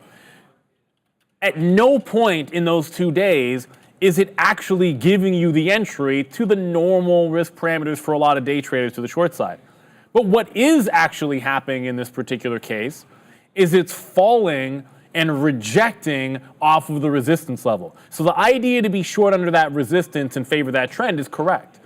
But the actual level that you're working off of, which is good, is not providing you with the entry point. So how do you adjust to that? Well, the easiest way to do it, which is my preferred method, is simply find other entries underneath so that you can take multiple swings beneath that key price. So what does an alternate entry look like? I'm going to go over to a lower time frame chart here just to give you an idea, like you're just talking about today. So you're going to miss out on that big pop up into 175, which you're hoping for off yesterday's close, off that lower high in that 15-minute that we're talking about. But what is available for you? There's your trend to the downside pre-market. Now, obviously, do you know they're going to drop delivery numbers in there? Probably not. If you're a pre-market trader, you kind of know what I'm going to say here. It holds 173 and then gives you a lower high off of 173 right in here, and then you get a bottom break off of consolidation. Now, granted, this is a flat bottom break with a breakdown here with a lower high stop. Remember, you're not giving it to 176, which is a key level. You're just looking for a short setup that's in front of it. That's $1 worth of risk. Obviously, it's 100% hindsight that they dropped deliveries there, but that setup is there regardless. It's failing the 173. It's got the lower highs. You're short underneath your major support, and you're following the trend. It's not I'm getting short 175 even, and it's dropping $10, and I'm only risking $1. It's not that trade necessarily. But it gives you one other opportunity to get in. Now, the other way is to just, suck it up, buttercup, and look to short the first available pops. That's the other thing you can always do. That's something I don't necessarily have trouble with. I'm usually looking for that back into VWAP. However, this can even run into trouble. And if you watched our morning show today, you would have heard me say, I like a 168. Why do I have that line in there? If it had a big drop, I was looking at the 168 level. Why? Because it was simply the next support level down once you were through this 73 zone. So I'm looking at that 168, It was a key breakout price on 22nd, then you came in on the next Monday, and it was the bottom. So as it pulls back in, my next resistance spot is a previous support level, and I'm looking for shorts into 168. And once again, Tesla is so weak that it doesn't get to that price level. And so there's another way that I want to quickly add in here that you can do. Yes, taking multiple shots underneath it is a way to go. Sometimes, and this is especially true in a trending stock, if there's a really good price that everyone was looking at technically, sometimes you almost don't want it to get there. It's like if it gets there, you're probably going to run the stops. Like the way that this was selling off, if it ever got to one of these key levels, the 68, the 73, after a flush like that, obviously, the 76 the day before, the 78 the day before that, you're probably going to have a little bit of shenanigans out in front of it, breaking stops out and putting people to test before it comes back in. However, I'm going to show you a mistake that I made and why this is about learning from mistakes. When I'm adjusting to shorting underneath on the first pop, I'm shorting 66 into a local high. That's about 66.5. When it then holds 67 in, I don't mind stopping out at 67. However, remember what I said at the beginning. Do not throw the baby out with the bathwater. While I've adjusted to a stop underneath so that I can be in the short that hasn't gotten to my level, it still hasn't broken 168. And as long as that has happened, you are not giving up on the shorting opportunity. So when it wicks this top, the way I see it, this is a must entry here. It's wick the top and show me an out. Maybe you can jump right back in it there. That's, A plus if you're really quick and you're like, yeah, a couple minutes later, it shows me the immediate lower high, you jump into that scalp trade. This one here is a little bit more obvious because it goes in, puts in a pretty distinct lower high, and then you see weakness, again, underneath 67, not 68. If you get married to the perfect price, you might miss the best price the market is giving to you. And if that happens on a consistent basis, then all the work you've done to prepare to trade the right stock gets thrown out the window. Now, it's not always about adjusting to an individual stock and maybe an imperfect price level that works with your trend for your adjustment. Sometimes it's adjusting to trading something else that still fits your plan. Now, the example I'm going to give here is, look, I was looking for shorts in NVIDIA today. And NVIDIA, there was a moment that it looked like it was weaker than the rest. And I even had it probably at the right spot at a couple of shorts in here off of a flat bottom break. And then I had a short off 85, which looked good for a hot minute. I did not get the reload. When this happens to you, I'm like, okay, semis are looking relatively weak, and that was true at the moment. And you're looking for the short off of 885 on NVIDIA. I get in, I get wicked out. I'm trying to grab that quick fill to re-short that. I don't get it. In that exact moment, you have a few options available to you. The move is happening. I can chase NVIDIA, maybe get it outside of my parameters and short it $2 further than I want to, risking twice what I would to my stop level. What you can also do is go back to your preparation.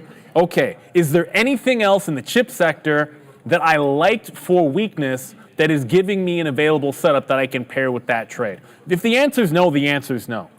But if you've put your work in, and you'll see us do this in the live show all the time, like maybe we're looking at Tesla and Rivian, maybe we're looking at Mara and Coinbase and something else, maybe we're looking at NVIDIA, AMD, Micron, and Intel. And in the chip space, I'm always going to have a few bullets to fly.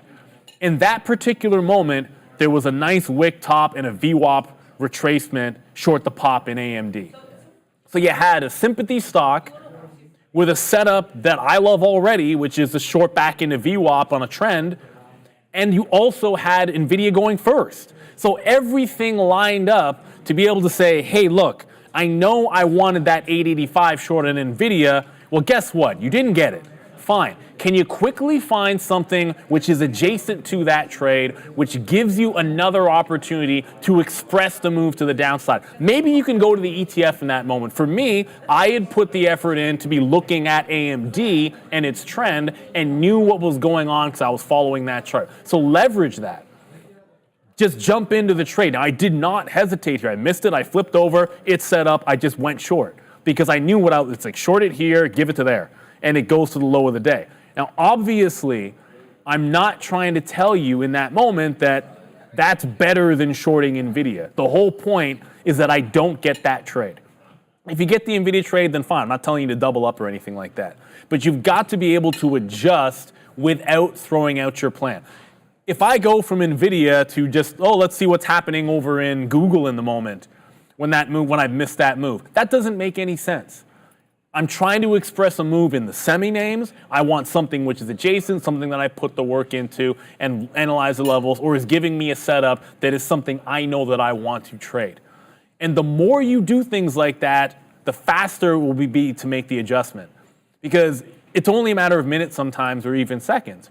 But if you kind of know the stock you need to flip to, or you already have it up, and you know the setup reversal that you're looking for, and you know the sector you wanted to be in, then it's easier to make that adjustment. So whether you get the best move possible, don't sweat it. The market's going to give you plenty of opportunities. Listen to it. If it gives you something adjacent, have something to be able to take it. Leverage your opportunities. I will probably trade half a dozen momentum stocks a day, but have put in work on my iPad for levels on 20 or 30. So when I miss something, I'm going right to those levels and right to those stocks. I know what I'm going to do. But almost more importantly, Tesla and stocks that do this are the bigger example. I know for certain this happens to traders on a daily basis, and it's frustrating. You have a level, it's key, the stock rejects it, trading off of that level would have been the best ever, but it doesn't quite get there. What you've got to be able to do is find a different entry into that stock. If it never breaks the resistance, then you do want to be short. If it never breaks the support, you do want to look for that long with the trend. But you might not get to short it or long it off of that perfect stop. In that case, you've got to adjust and have different setups. It could be a retracement into VWAP. You can use whatever indicator you want. In this particular case in Tesla, I had 168 as resistance. It never broke 168, and I only shorted it, taking one out for a loss there when I could have done it 3 or 4 more times. So you've got to be willing to listen to the market, adjust your entry points, maybe tighten stops if you have to, and take multiple shots. You have to also be able to pivot from one stock to another or one opportunity to another within the bounds of your plan, if that's what the market is telling you, because you got to be mentally agile while trading. Your lesson of the day is adjust, but do not throw out your plan when the market is telling you something that you weren't perfectly expecting. You want to listen to the market, but you don't want to throw that good work away. That work is what's going to pay you in the market. So stick to your plan, but make those slight adjustments. That's the real deal. Thank you, Neil. Yeah, thank you very much for that, points Neil. there, Yeah. for sure. Yeah, I mean, very, very much appreciated. A lot of people in the chat appreciating that one as well. Thank you, Neil. Thank you, Obi, again for being here with us as well this week. Well, For having me. Sharif is on his safari, which, yeah, I cannot wait to see all the photos from that. That's for sure. That's definitely going to be interesting. Yeah. Oh, I see you flipped on AMD here. A little bit there, but I got, because I liked what happened down at the 175, and it did give me like 50 pennies off of that low, but I might have been a little too greedy not taking off anything there. But as of right now, I'm just going off of what I saw underneath that 175 hold, and we talk about kind of buyers being in and around here, and yeah, that 175 kind of a little bit of a lick grab as well. So let's see if it comes into fruition. I'm basing the trade off of the price action that I kind of saw in and around that 175, and let's see if we just kind of do more of the same. We kind of sell off into this area. You bid all the way back to VWAP, and then VWAP gets a little heavy, and then it comes back in. So very methodical kind of how you say, like ebb and flows to this price action here on AMD today. So let's see if we can kind of risk off of some interesting price action there. 175.30s testing right now.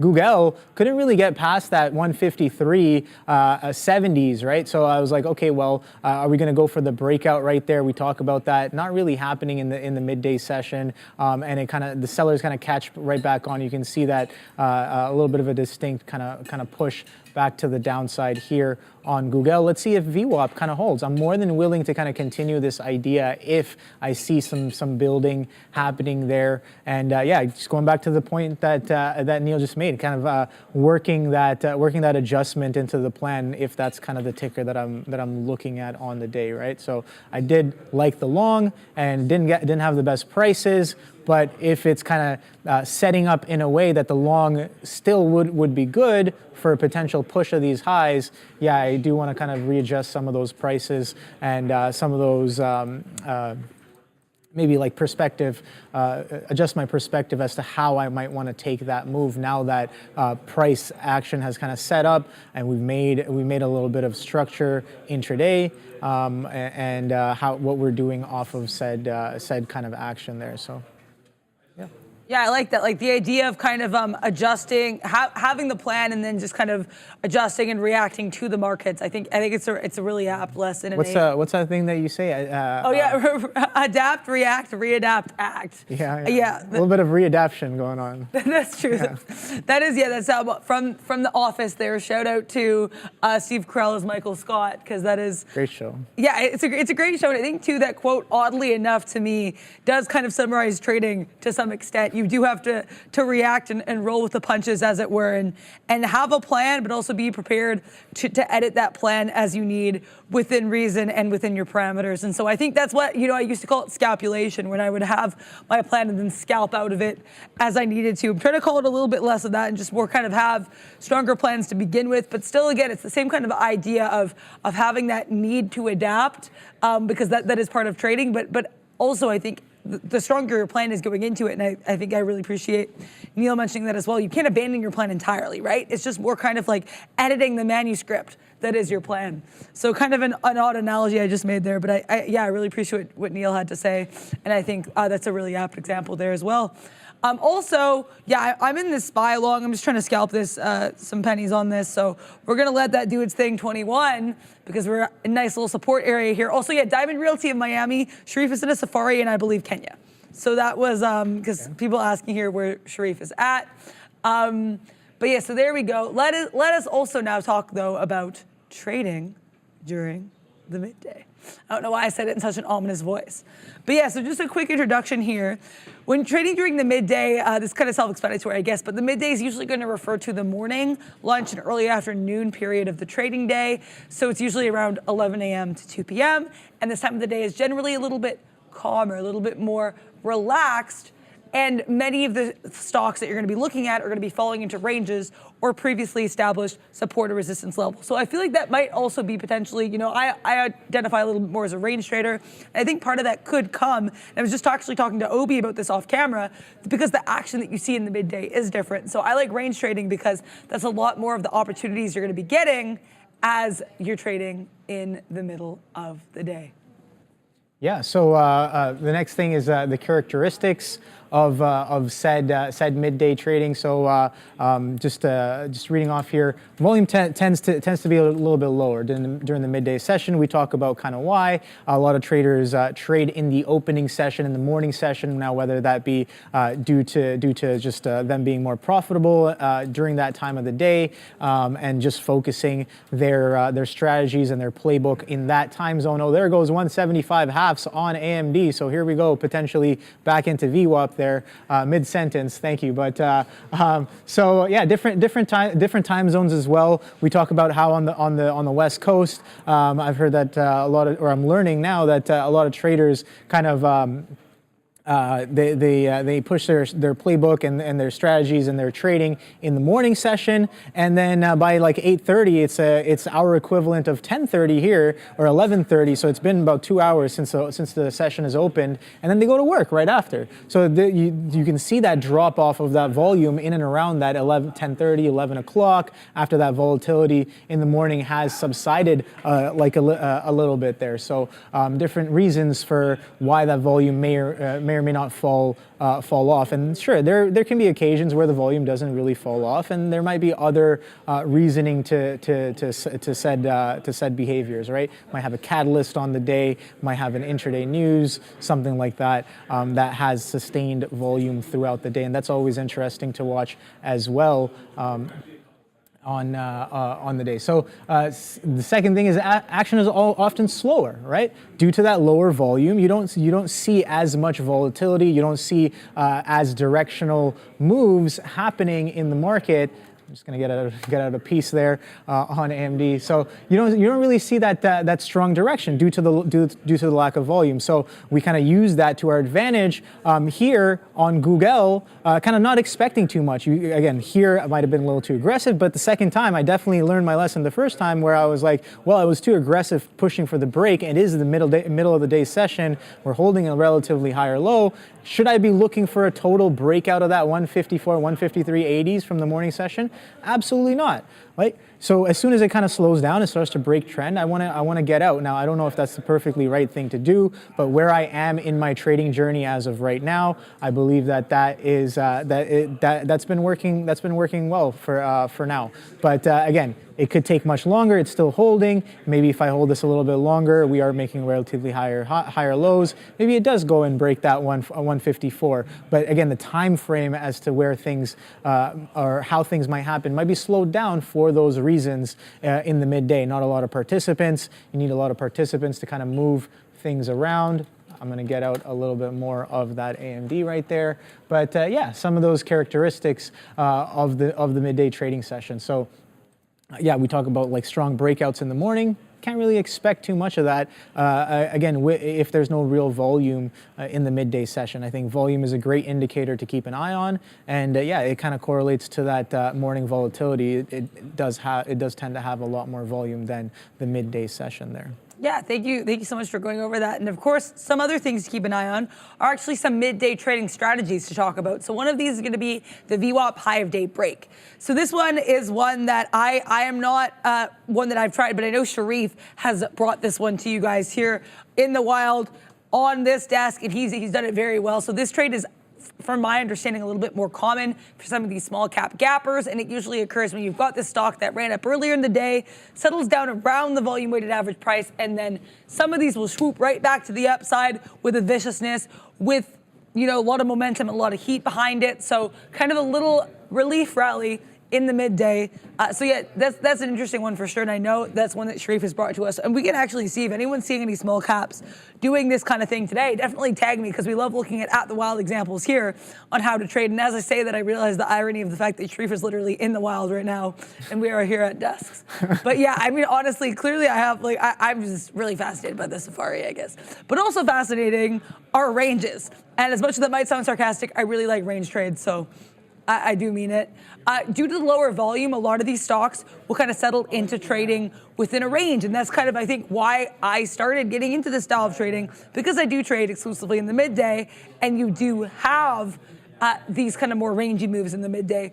So a lot of these ranges can give you opportunities to trade within the range or try to trade breakouts or breakdowns. We discussed breakouts and breakdowns last week. Really quickly, before we get to the last slide of the session here, I want to show an example here of a range forming in the midday, and that example is Marvell. Shout out to the person in the chat who brought this up. I apologize, I don't remember who it was, but I have this one up on my side right now because look at this range on Marvell. It's not perfect, but you more or less have that 72 bottom and this top here of that 72.50 that we've hit a couple times. So nice example of a range trade here is M to the R to the V to the L. We're about midway through that 50 penny range right now. So that's just one example of a stock kind of taking a little bit of a pause, a Zen breather during the middle of the day here. But yeah, now we have some other factors that you can consider while you're trading the range, or not trading the range, trading during the midday, sorry. Yeah, so factors to consider, like we mentioned before, keep an eye on the economic calendar, right? There's sometimes bond auctions at 11 or 1 p.m. Again, we kind of talked about this earlier as well. You don't want to be that trader that kind of is unaware of potential market catalysts and economic numbers that come out middle of the day or even off of the open and get caught off guard or even offside, even worse, with some of the price action that can come in ensuing said bond auctions or market catalysts that may happen. So bond auction, 11:30, 1 p.m. It can lead to sharp reactions in the market as well. So you might want to be considerate of said action there. And yeah, company events as well. We talk about events during the midday hours. We had that, I think it was like was it the NVIDIA, like the tech conference where all the chips was going on. So things were moving around during the day. Maybe somebody can say something. You have Fed speakers that come in, and again, checking the economic calendar definitely will keep you updated on that. Is someone significant speaking? Has the market kind of reacted to their words in the past? So maybe you wanna perk those ears up for somebody speaking that has moved the market in the past. Jay Powell, for example, right? So. Company events, we talked about that. Yeah, Meta Connect is a good example that Adira mentioned earlier. So September 2023, we had that Meta Connect event pretty much going on all day. We had that AI theme event for PayPal as well, kind of in the midday. Happening during the midday as well. So despite the calm that usually kind of happens during this session, you have to always be ready for an outlier move. Now that can come in any time during your trading. There goes Google to the high side there. So Google is pushing towards that 154 as of right now. So yeah. Could have been a little bit more patient. Could have had some more rules for totally getting out as well. But like I mentioned, nice and slow kind of action there. It doesn't really rip right up towards those highs at those 154s, but slow and steady, kind of a holding in onto VWAP and then pushing up higher. But yeah, factors to consider. Random volatility that may or may not happen, and that's why we talk about kind of having your stops in. You never know that if you're trading a ticker midday, maybe you're trading Apple, or maybe you're trading Google, or maybe you're trading AMD. All of a sudden, a catalyst comes out, or somebody says something, somebody important to the company says something, and maybe there's a fundamental change. Whatever it is, participants want to move shares off of that news, and you have to kind of watch out for that, and having that stop in definitely helps with that random volatility that could potentially happen. Yeah, no, thank you. Thank you so much for going over that, Obi. So that brings to the conclusion of our lesson. This time we will do it one more time in case anybody comes later on here. But yeah, a couple things in the chat I want to take a look at before we kind of get into some trades here. Day trading, Sing, very flat market, I feel. Would you agree? And any reasons why so? I mean, yeah, I think there is certainly a lot of ranging today. I think part of that could be we had that giant move. Let me pull up the cues to just kind of show. We had that big move earlier today to the downside, of course, right? We're still kind of down, but I think too, with that big move down now, it is the midday, as we just said, a little bit less volume, right? So now I think the markets are kind of just taking a little bit of a breather, and it might just be heightened by the fact that we did have that larger move down earlier.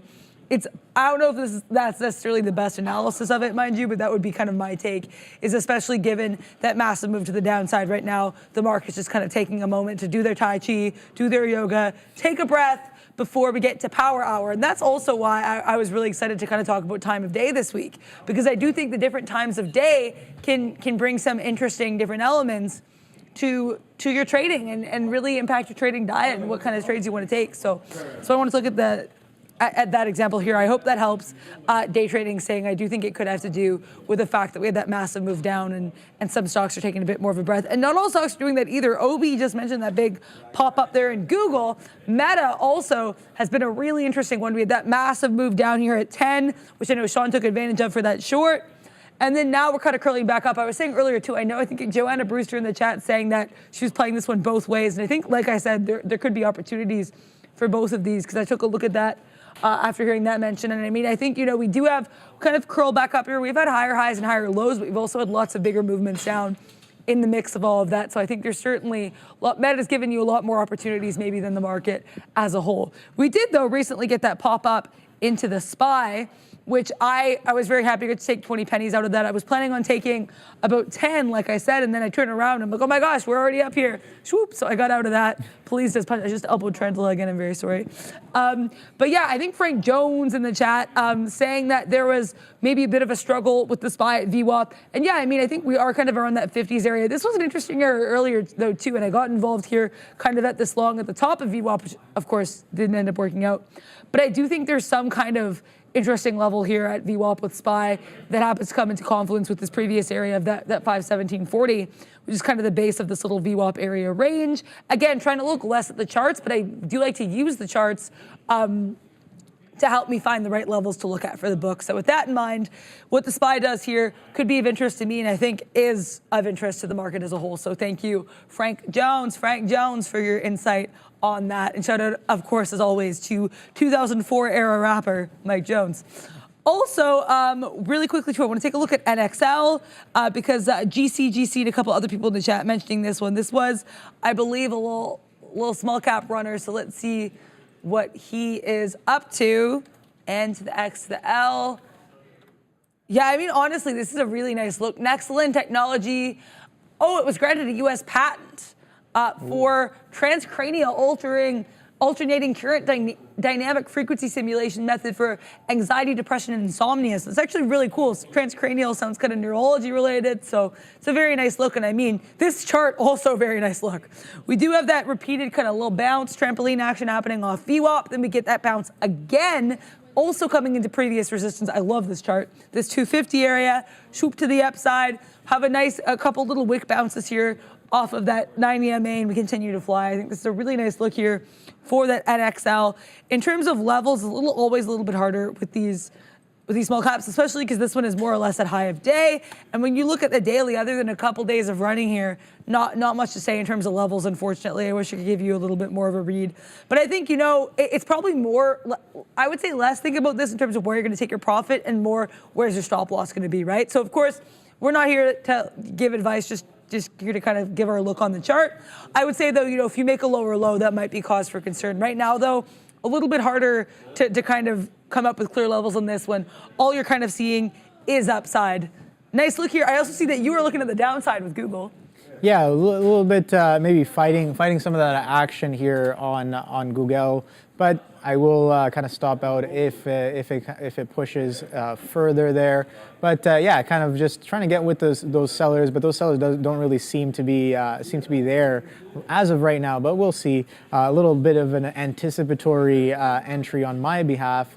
But I'll keep it pretty tight. There it is. So just get out on that, push into 154. If we're gonna break out, I don't necessarily want to be sitting in front of that short. So yeah, quick little cheeky test of that those sellers. But again, in anticipation, right? I wasn't really kind of waiting for them to show themselves. There it is, right through 154. So let's see what 154 does here. You guys can see right here the tape. I do have it pulled up. Sorry, that's the book, and here's the tape. Let me just make that a little smaller.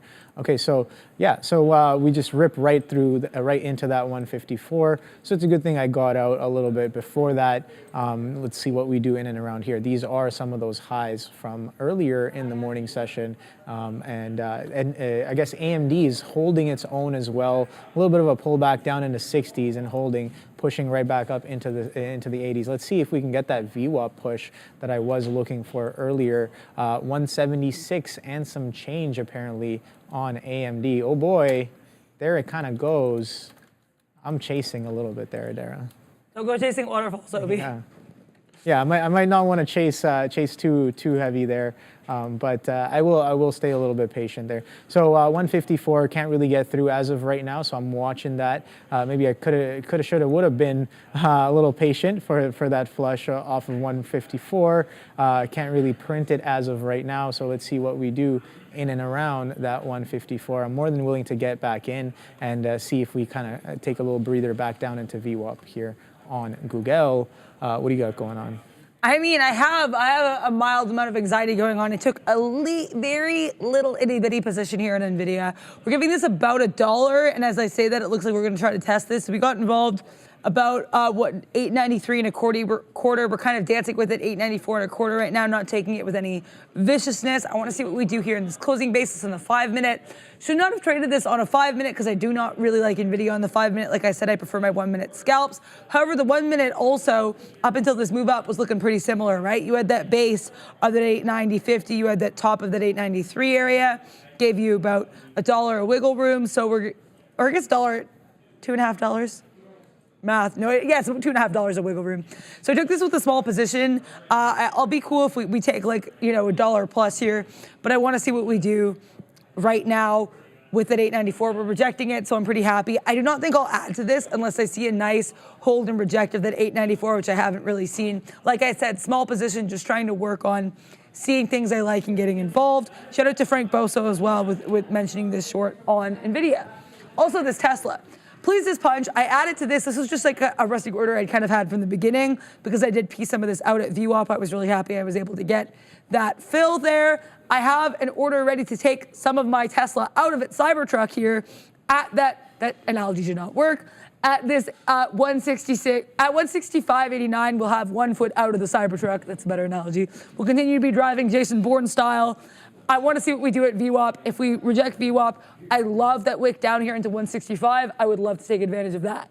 That would be my area of interest there. On TSLA, right now though, pretty happy with this trade. I don't like what we're doing with this 9 EMA. You know, Tesla, if you want to break down below there, I'd be pretty happy. But of course, the stocks will do what they want to do. Speaking of things doing what they want to do though, Marvell getting to the top of that range I was mentioning I liked. Look at this little wick up above. The only thing that is a little bamboozling to me though, is we also had that wick below. A little bit of a doji here. I want to wait and see what we do. I want to watch the book. I want to see a little bit of a, petering to the downside. But as I say that too, it's like sometimes, Adara, you got to take advantage of the move you see and the move you want. So we're gonna take a pretty small position here. We're gonna get short 51s. If we break above into the 69s, at the top of that pre-market action, we're gonna give this about 20 pennies. And I want about 50 pennies out of this move. I want to go down to 72s. So the risk reward here is going to be about 2 to 5. Or 5 to 2. It's kind of a weird fractional risk reward measure. But yeah, long story short, I do like that move. I think I might have been a little bit too scaredy cat, a little bit too late to this one. I wanted 51s. I think we're saying no to 51s. I don't want to do too much chasing waterfalls. Obi was just mentioning the importance of not chasing. That being said, I'll switch to 49s. We're gonna give it 2 pennies of chase, which I think is kind of fair, kind of mild. NVIDIA keeps dancing around my point of entry, so I might have made a bit of a grave miscalculation here. But like I said, small position, just practicing, taking my points of entry, adhering to risk management. I have no reason to be out NVIDIA right now, so I'm gonna stay in NVIDIA for the time being. Huge emphasis on for the time being, because with NVIDIA, you always kind of want to be there for a good time and not a long time. So we're gonna live fast here in this stock and see how this goes. NVIDIA, if you want to stay below 894, I'm cool with that. You also one trade on each side here. Yeah, so a little bit of a mixed basket here. I did chase into that AMD pop, and then it flushes right after. So I'm like, all right, well, GG's, that's what you get for chasing right away. A little punishment for those chasers, but I know I'm chasing right now, so I do want to give it a little bit wider of some room. But if we make a lower high and kind of crush back down, yeah, I'll be more than willing to admit that I am wrong, and we are coming to the downside. Intel actually making fresh lows, Okay, so that's relatively weak. Maybe that's the name I should be getting short today. Not really this AMD. AMD seems to be holding up much nicer than that Intel, and of course NVIDIA as well. When you compare it to NVIDIA attempting to push back higher there. What's the high a day right now? It's that 896. So we're just trading at 893. So it is kind of curling potentially. Let me just pull it up here so we can take a look at what I'm talking about together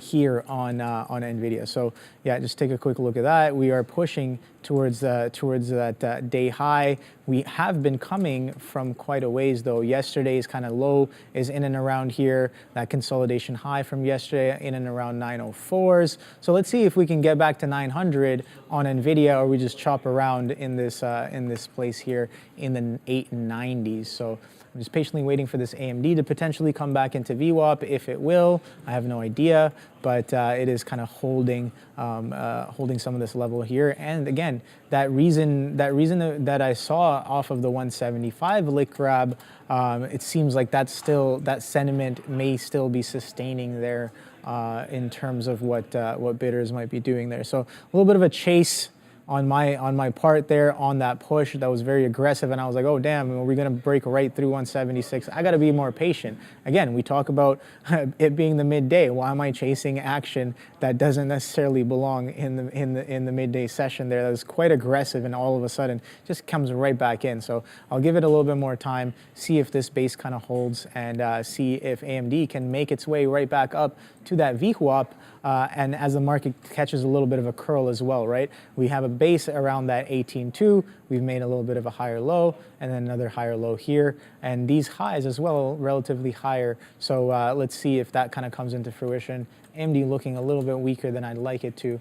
But yeah, I'll be staring at this tape, just seeing what to do with this position right now.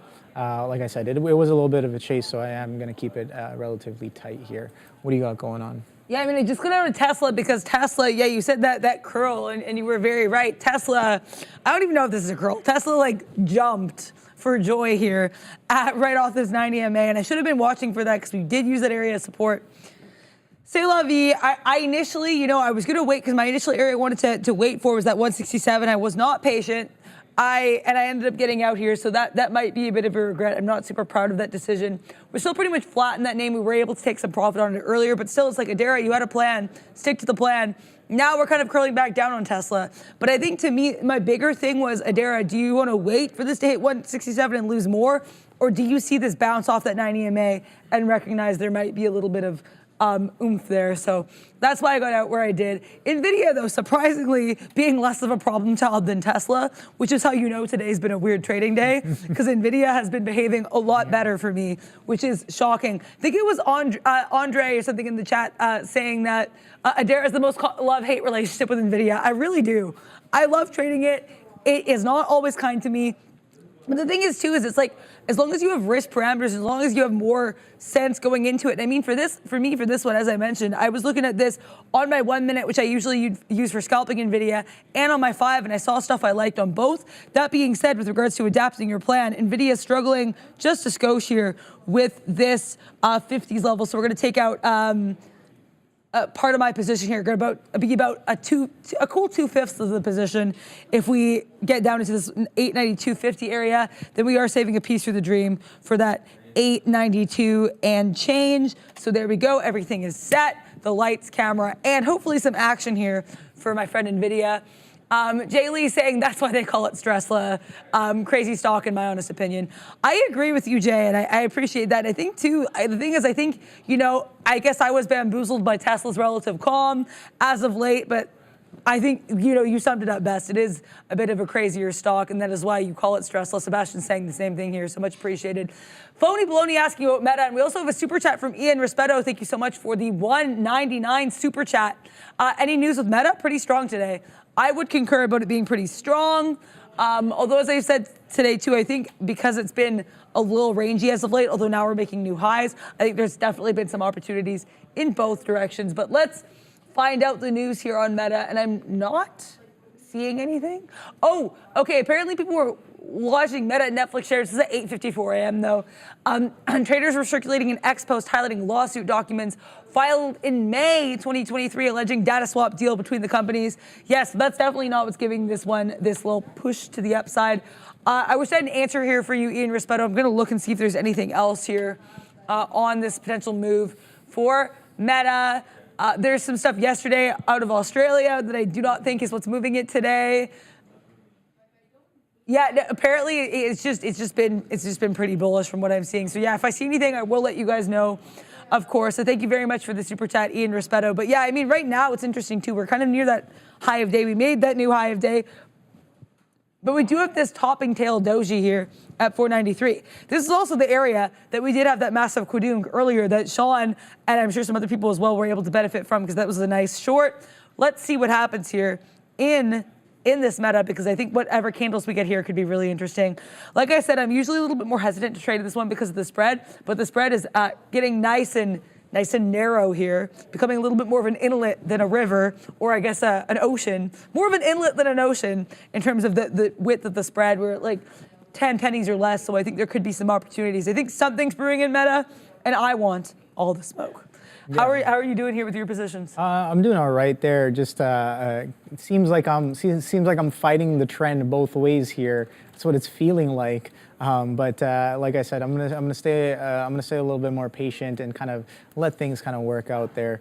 Not too happy with that AMD entry, but this Google, it's holding as of right now, but it is kind of uptrending off of this base here. Let's see how far we can go with that one there. But 154 kind of holding underneath that 154 as of right now. The consolidation on AMD is this what is this 10, 15, 20 penny consolidation here that we kind of slam down and then rip right back up and then holding these 60s as of right now. So I kind of like that. Just looking for places to get a better entry to add on to this and maybe kind of push into the position. But we kind of talk about that Paul Tudor Jones quote infamously, and I like to use it to kind of hold. There it goes. That's absolutely wild. GG's. Okay, so. So there goes AMD ripping to the upside, 176 coming in, and I'm like, okay, well, I'm looking to get more. I like that wick action back into this mini range that we've been doing. I do nothing with that. Okay, so I guess it'll go to VWAP without more of my shares there. That's perfectly fine. We'll let that kind of cook. But no, what's the Paul Tudor Jones quote is losers average losers. Oh, yeah. I don't want to be a loser. Well, I want to be a good loser. I want to be the best loser I can be, but I don't want to be that kind of loser that averages in to the position. And there's some times where I still do. So I kind of say that out loud to kind of reinforce that idea. Take a look at this strength. That's absolutely wild. There's something going on with AMD there, but NVIDIA got a pop too. NVIDIA got a pop as well. Okay, so that's a little bit of a confluence happening there on these chip names. So yeah, oh boy, if I didn't chase that, could have had a much better entry, kind of continuing with the same idea. Now we're back at VWAP. So what is the idea that was happening in and around VWAP? I just want to kind of piece off if sellers are coming into that VWAP area. So what is this, around 20s, 30s? So let's see if 176 sustains, but that is quite aggressive. Like you can see, I've seen this a couple of times where it's just like, okay, grinds back up, and then you have a distinct kind of bid back to some of those range highs. So let's see what that kind of brings in here. People in the chat were talking about Reddit. Reddit absolutely blasting to the upside relative to what we've been doing in the morning. 45, 47. When's the next step? The next step seems to be like this 50 mark right here, 49 to 50. That was yesterday's high as well. A little bit of a range going on there. So let's see what Reddit has in store. Let me know what else you guys are trading in the chat, and we can take a quick look at that as well. AMD coming back in through that 176. So yeah, not too happy about that chase entry. I have 89s. Like, what are you doing at 89 when you could have easily had 50s or 60s, even 70s, right, for the push back through, and even 80s? Like, sure, you can have a lower 80s for the consolidation breakout as well, but it comes right into that VWAP, and now we're kind of pushing back down. So it might just turn into a little bit of a flat trade for me if this has nowhere else to go. But that aggression to the upside, that was pretty nice. Let's see how far we kind of pull back here. But VWAP sellers, if they're going to be dominant and they're going to show up again, I do have to kind of respect that and let that action kind of guide my decisions there on AMD. Let's see, Google still holding kind of sideways near its highs, hasn't really gone anywhere. I'm looking at my kind of separate charts. I got like all the chip names here for the most part, and a little bit of a difference between NVIDIA and AMD and Intel. Intel pushing some fresh lows or attempting to push some fresh lows, whereas NVIDIA is pushing towards some fresh highs on the day. So I like that, a little bit of a stark difference there on those two. Let's see what AMD is doing. AMD is still holding that 176 for now. So if we kind of bid back, drop back below, I'll be more than willing to get out there. But this aggression, that was pretty wild. I think the trade definitely could have had stronger reasons to kind of buy off of that 175 than I did off of the 176, like the chase into 176. So that's something I have to kind of quell in my trading, the impulsive kind of punches where, yeah, in that moment you make that quick decision, but that could have you kind of, it could lead on to the next decision being kind of fumbled due to that position you already have yourself in. So kind of protecting the mental is what I'm always thinking about, like how can I protect the mental as best as possible. Oh boy, there goes Reddit, RDDT, making fresh highs now, 49.5. So if anybody's on Reddit today, a bit of a stair step, holding that VWAP as well, quite nicely, holding that 47 and testing some fresh highs on Reddit. Let's take a look at our friend DJT as well. We talk about that VWAP hold, and oh boy, does it not only confluence with the VWAP hold, but it happens to be a 50 hold as well, which happens to be a bit of a hold previously intraday as well. So a little bit of a stacking of that confluence happening on DJT. People in the chat, what are you guys talking about? VVPR? Okay, that sounds like a very familiar name, VVPR. Vivo Power, yeah, okay, so this is one of the volume leaders on the day, I think, if I'm not mistaken. Yeah, VVPR, that's why it sounds familiar. I was checking it earlier. It is one of the volume leaders on the day. I didn't really check what news it had, but let's see. So it announced, excuse me, trading higher by 300% after announcing that its subsidiary will merge with the NASDAQ-listed Cactus Acquisition Corp. 1 Limited, CCTS. So, okay, is it SPAC season? That's the question I'm asking with CCTS. Let's take a quick look at CCTS. What is that up to? Cactus Acquisition Corp. Why does it show up as a line? That's weird. Or no, that's my VWAP. Damn. Okay, so this thing does absolutely no volume. Never mind. Next. All right, so let's get back. Let's get back to this AMD kind of pushing this 176. Let's see the second time around. Maybe that's a charm. Let's see if AMD can push back through. Maybe for an actual test of VWAP. You can see that it's not exactly at VWAP that it gets to. It gets a little bit above and then kind of chops around without any follow through. So let's see if we do more of the same there with AMD, and then the market is curling as well. So that's definitely helping us along for the long side. But again, something I'm asking myself is why am I not holding a lot more off of the action that I saw at that 175? Kind of a decent reason to buy. Yeah, regardless of whether you're short or you're long. Like you can see, I had a short off the VWAP, cover, goes into that 175. I'm like, oh damn, like I'm more than willing to switch on that reason off of a previous intraday level as well. And you get that nice little pushback into VWAP. So let's see, I don't want to ask for too much here. If VWAP's going to stay heavy, I do want to respect that. But with this little chop and churn that we were having and that kind of aggression we had into that 176, I'm going to stay a little bit more patient with that one. People talking about AAPL. Okay, AAPL is one that I have been kind of keeping a closer eye on as of late as well. AAPL moving around now. We know this was a recent IPO, and it was a pretty wild IPO as well. Nothing really like Reddit that came out the day after, I think, but it was pretty directional. Nice little bid, but very choppy, if I remember correctly, on day one of IPO. Day two, nice little continuation, but we've held a lot of those levels even on the pullback. A little bit of a double bottom here at that 68 mark, pushing back towards those highs back through 70. So let's see what this ticker has in store for us.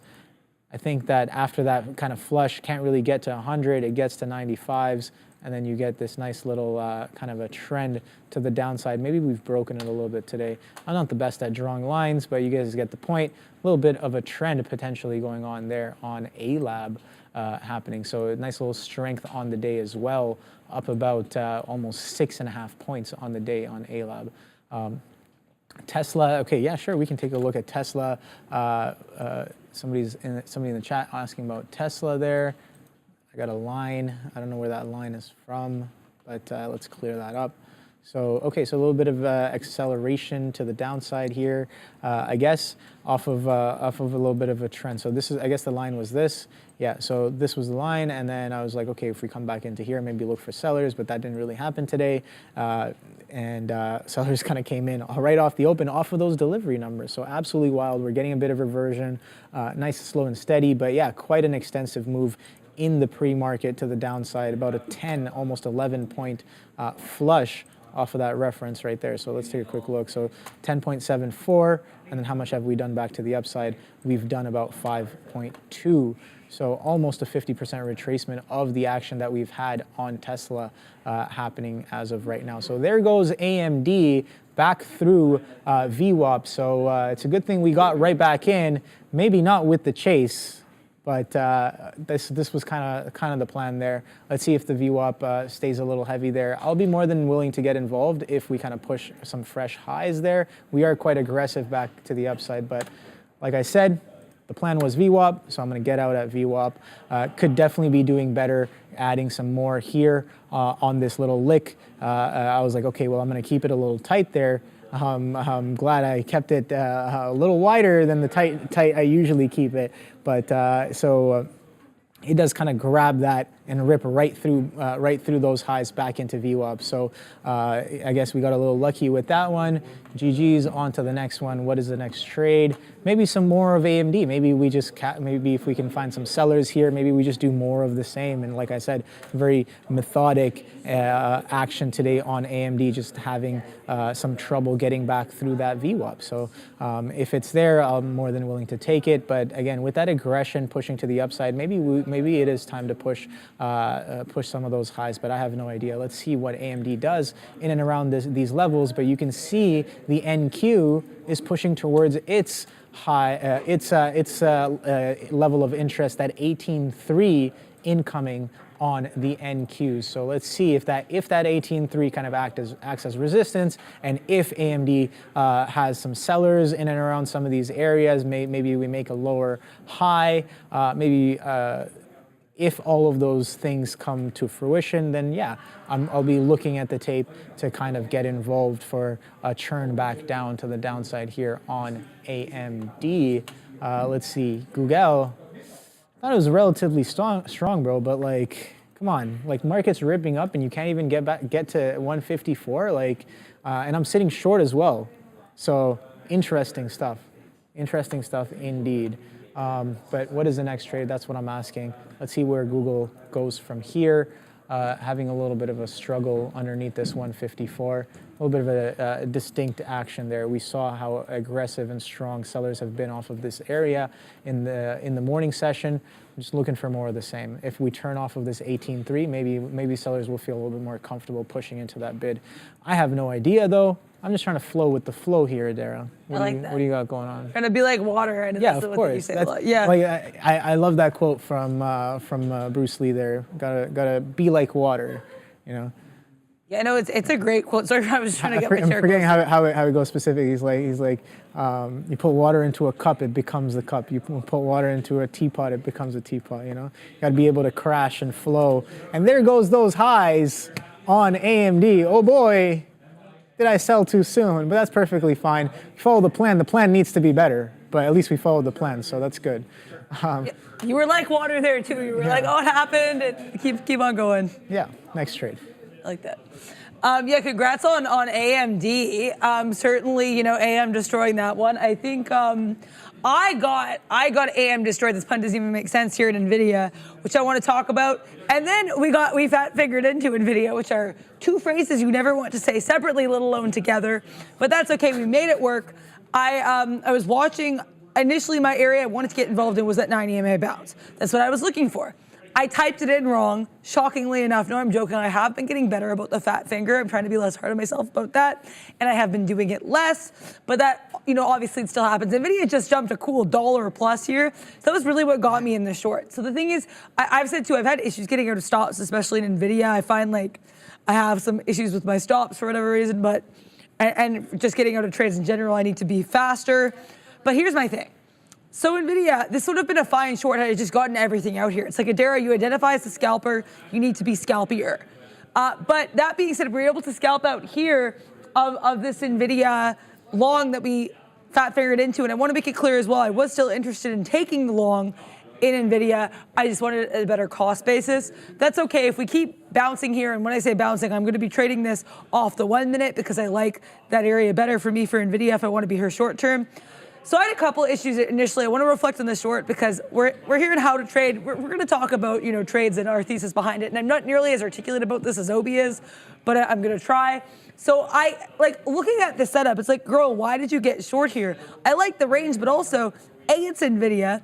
B, we had a massive bull flag set up here. C, we had this double bottom. It was like the longs were set in stone here. And the second I saw that 90 EMA bounce, I should have taken out everything here instead of saving a piece for the dream that ended up becoming a nightmare VDA. So that didn't, didn't really work out for me. But that's why I wanted to get back on the long.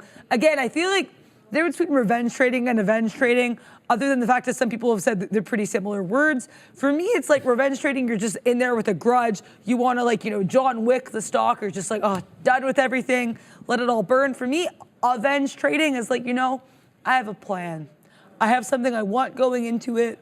And I want to talk, I want to have a conversation with the stock. You know what I mean? I want to get... You got to listen to the tape, see what the tape is saying. I like that, yeah. Appreciate that. Thank you, right? Because I think for me, it's a little bit more of a measured version of revenge trading. You're trading a stock you did badly on earlier, but you're doing it with some common sense. You've taken your time to breathe.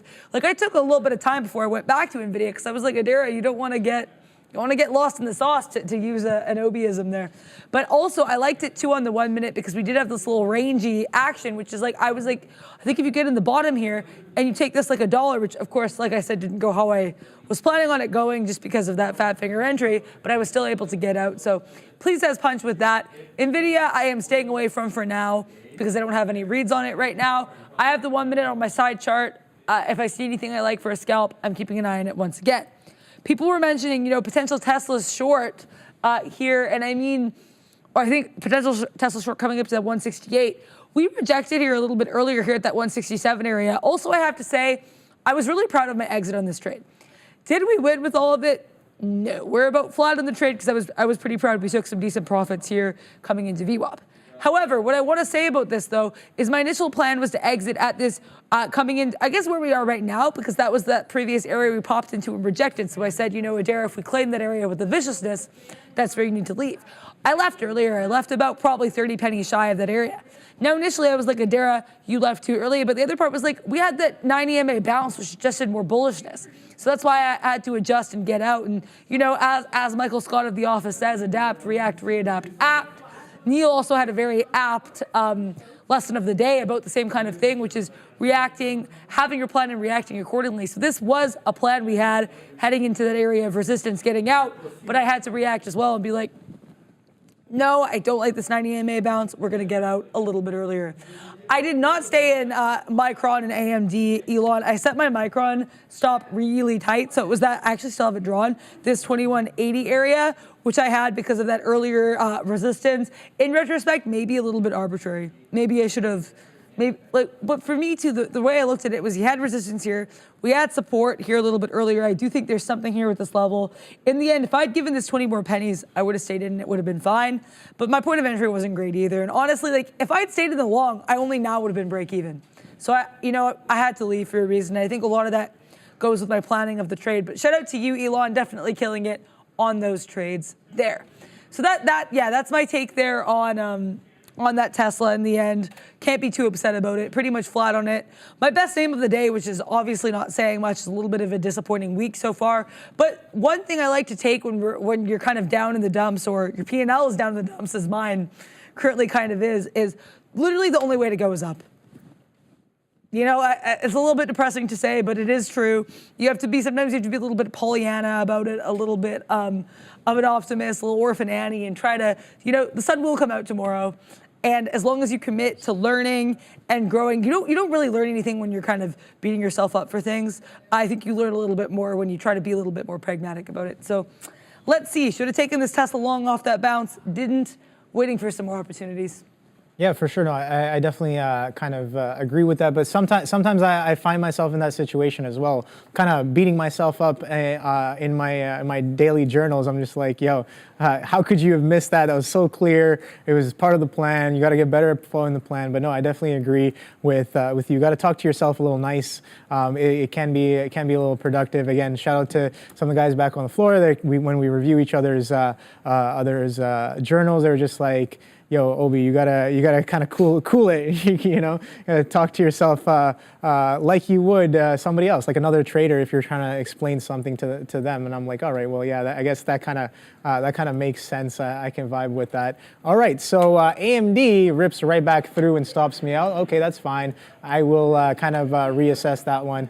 I was like, I got a little cheeky with that. I'm like, all right, well, are we slowing down? First sign of slowdown there. 18.3 hasn't really gone anywhere, but as we push back in, it just rips right back through. So I will stay away from that. Clearly fighting the trend. The long was not wrong. It was. It's clearly that aggression is following through, and then now we're attempting to push some of these previous intraday highs. So let's see if we kind of come back in, or we kind of continue through that 177.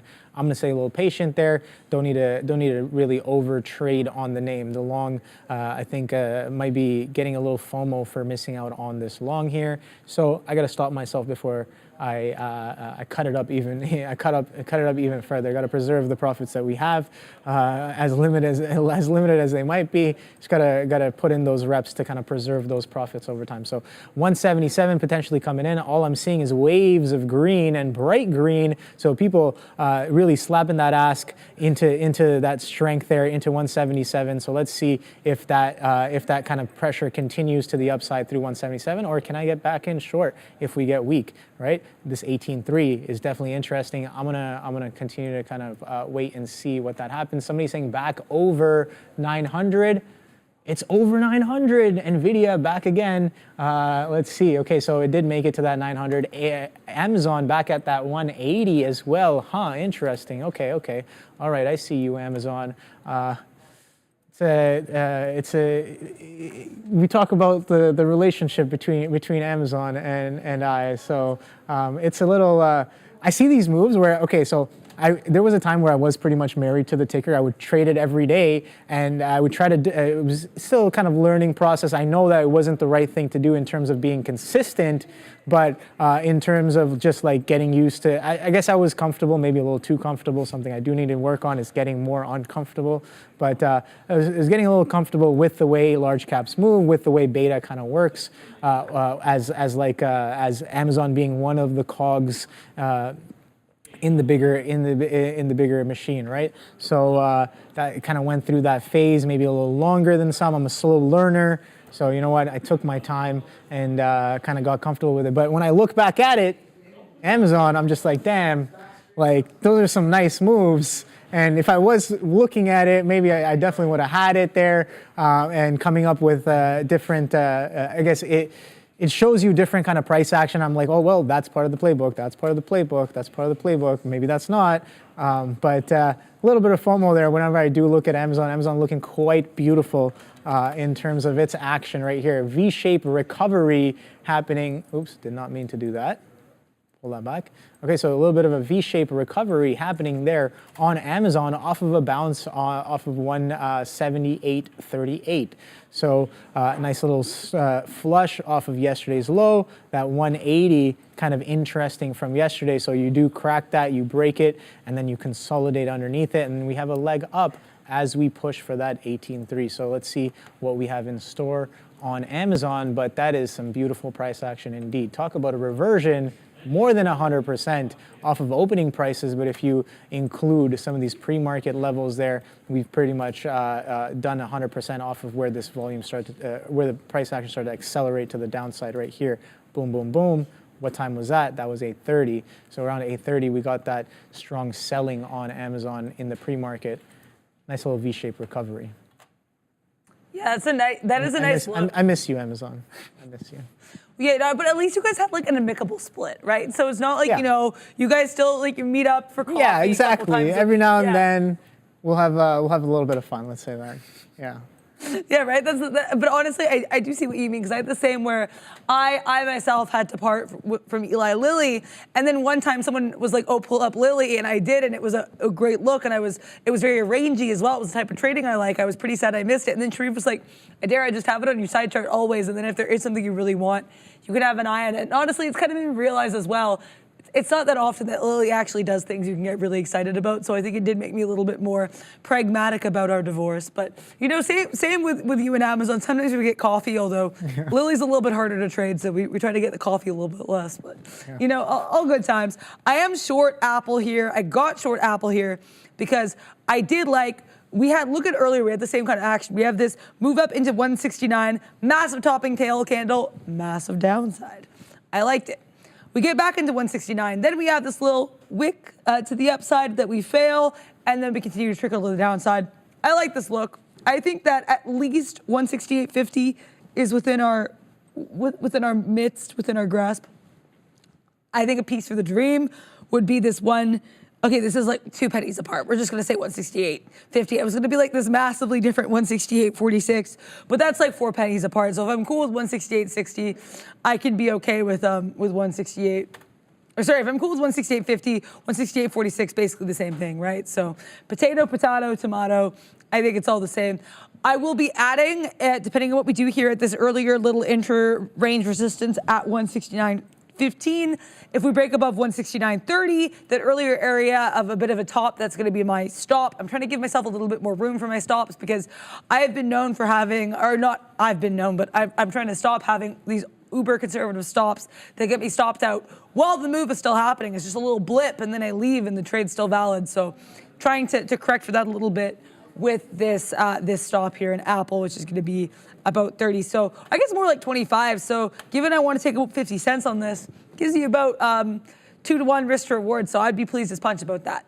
Volcan, thank you so much for your 20 Swedish kroner super chat, seeking U.S. energy stocks recommendation. So here's the thing, we don't do advice. We do kind of more like, our takes on charts. I know in terms of some of these energy and gas stocks. Here. I said no financial advice here. We're just learning. Oh yeah. Yeah, exactly. So very much just learners. Very clear. Yeah, I appreciate you saying that. I mean, I know today, earlier Oxy was strong, but it did we had that massive topping tail candle in the 5 and then we sold off a little bit, right? So this is one kind of gas related stock. The thing is though too, is people have called UNG the widowmaker, and I think there's a reason for that. I think it's because, and Sharif has talked about this ad nauseum, and he's definitely someone who has a better take on it than I will because he was, involved in UNG and he's been really open about that, which I think is really cool as well. But it is one of those ones that's called the widowmaker for a reason because it's a lot more, much like I say how these, Obi talks about mother market. I think a lot of these crypto stocks follow mother Bitcoin. I would say these UNG stocks are also very much at the mercy of whatever gas or utilities are doing. So I think it's a little bit harder, honestly. And I really appreciate this super chat. I wish I could give you a little bit more of a take on this, but honestly, the most nuanced take I can kind of give, it's a little bit hard for these because a lot of it, they're going to kind of do whatever they do, and it's a little bit less about technicals and more kind of about the whims and the mercy of how energy is doing, how utilities are doing. We also have had, admittedly a bit of a move up in these lately because we've had a little bit of turmoil, which unfortunately, is kind of one of those things that's good. These turmoil around, the refineries has given some of these oil names a bit of a boost. We did actually have Brent crude hitting its highest price this year today. So I think there is certainly some strength there, but it's hard to know how long it'll last because I do think a lot of it has to do with what we're doing a bit more on so what I'm looking for. I guess kind of more of like a, conflict basis and how, that's a bad way of putting it, but how we're doing, I guess, more kind of in terms of geopolitical. That's the word I was looking for. We danced around for 30 seconds. I'm very sorry. You're right. Yeah, thank you, Obi, for clarifying that as well. The geopolitical You came context. up with it. You remembered. I was trying to remember as well, but yeah. Thank you. Oil will definitely move around with some geopolitical conflicts going on, and you can see that. Like XOM is something that I've been watching and talking to a few traders about, and we're watching it around those 105s, 104s, underneath that 110, and I was looking at the options just early February, and if you look at the XOM chart, oh boy. Has it done the move and more within a few weeks? So yeah, let's take a quick look at that. As soon as you said that, I kind of pulled it up, XOM. So yeah, in and around here was when we were looking at it. I'm like, talk about a range trade on the weekly Adara. Now that's something huge, right? That's like optionable strategies maybe. I have no idea, but some decent bounces off of the 100 over and over again, and then look, the top of the range at that 120. So you get that nice aggressiveness rebid back up to the high of the range. You can see that it's a little distinctly different than the other bids that we've had going into the high of the range. As along the way we took a little bit of a break here and there, and sure, this one was quite aggressive, but then again a little bit of a methodic kind of grind to the upside back into those 120s. But take a look at this bid, back-to-back weeks with back-to-back jacks right there, 100 to 120, and let's see if that pressure can kind of really build. And look, the volume kind of dropping off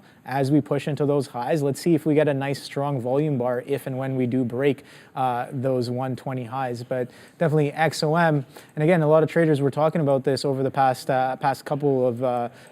few months as well, maybe a couple of years as well. But yeah, oil being one of the bigger trades for like a swing. But I don't have much knowledge in that sector, in that area. But it's something that I've overheard a few traders talk about, like oil being the next decent trade. And I think it goes back to kind of how geopolitical tensions might be setting up around the world. Equities will definitely move.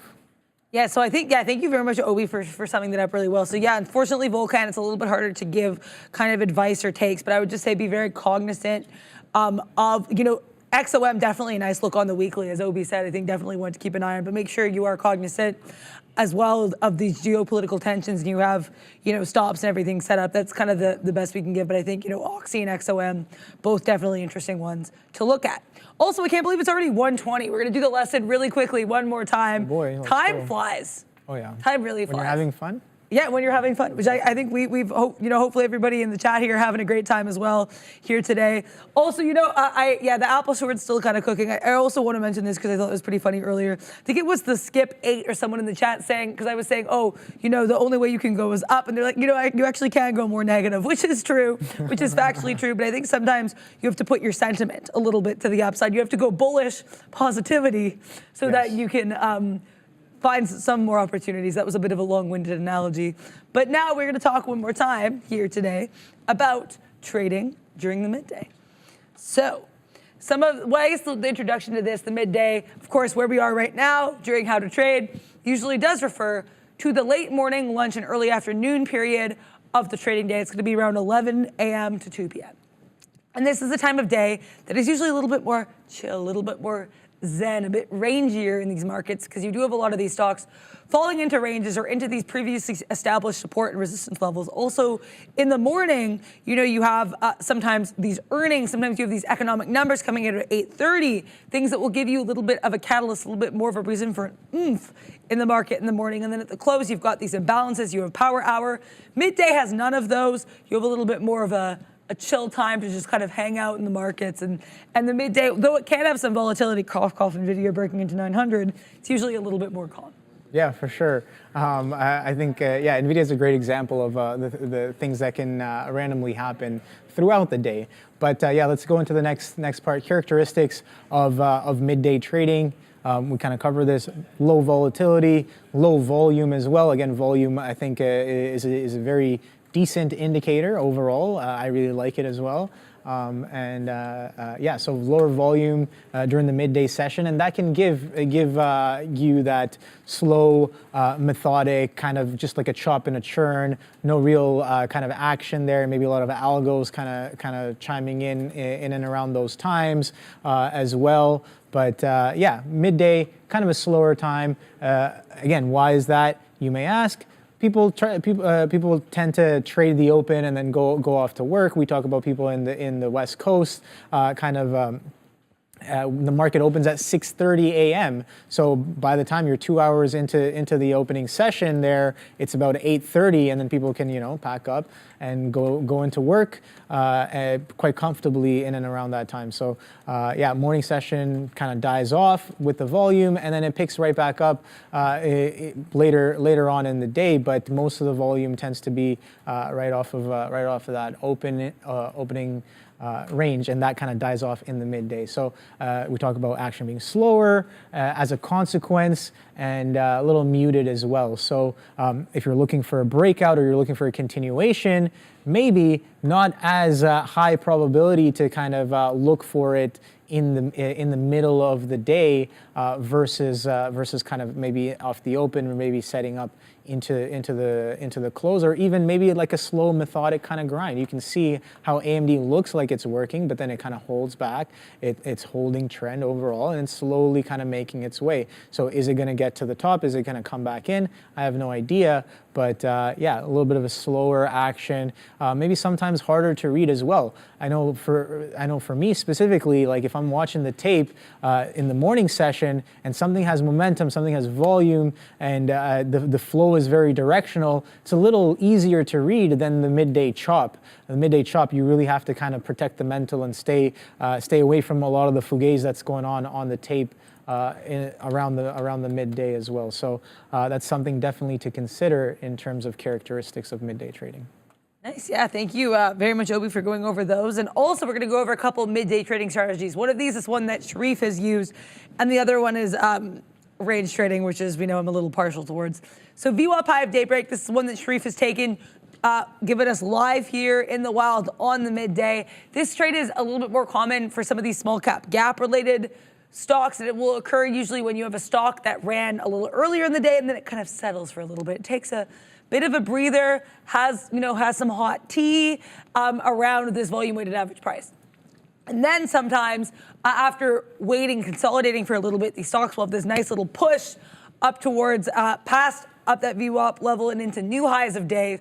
So that's what they call it, VWAP high of daybreak. You take it at VWAP and you wait for the high of daybreak. So that's a strategy as well, according as Sharif has said, that we see a lot on this floor. Also, Neil saying that he just made himself a hot tea. I had what? Yeah, he's there with his tea bag. Nice. That's crazy. I love that. I had one earlier today. I always take one right before the midday.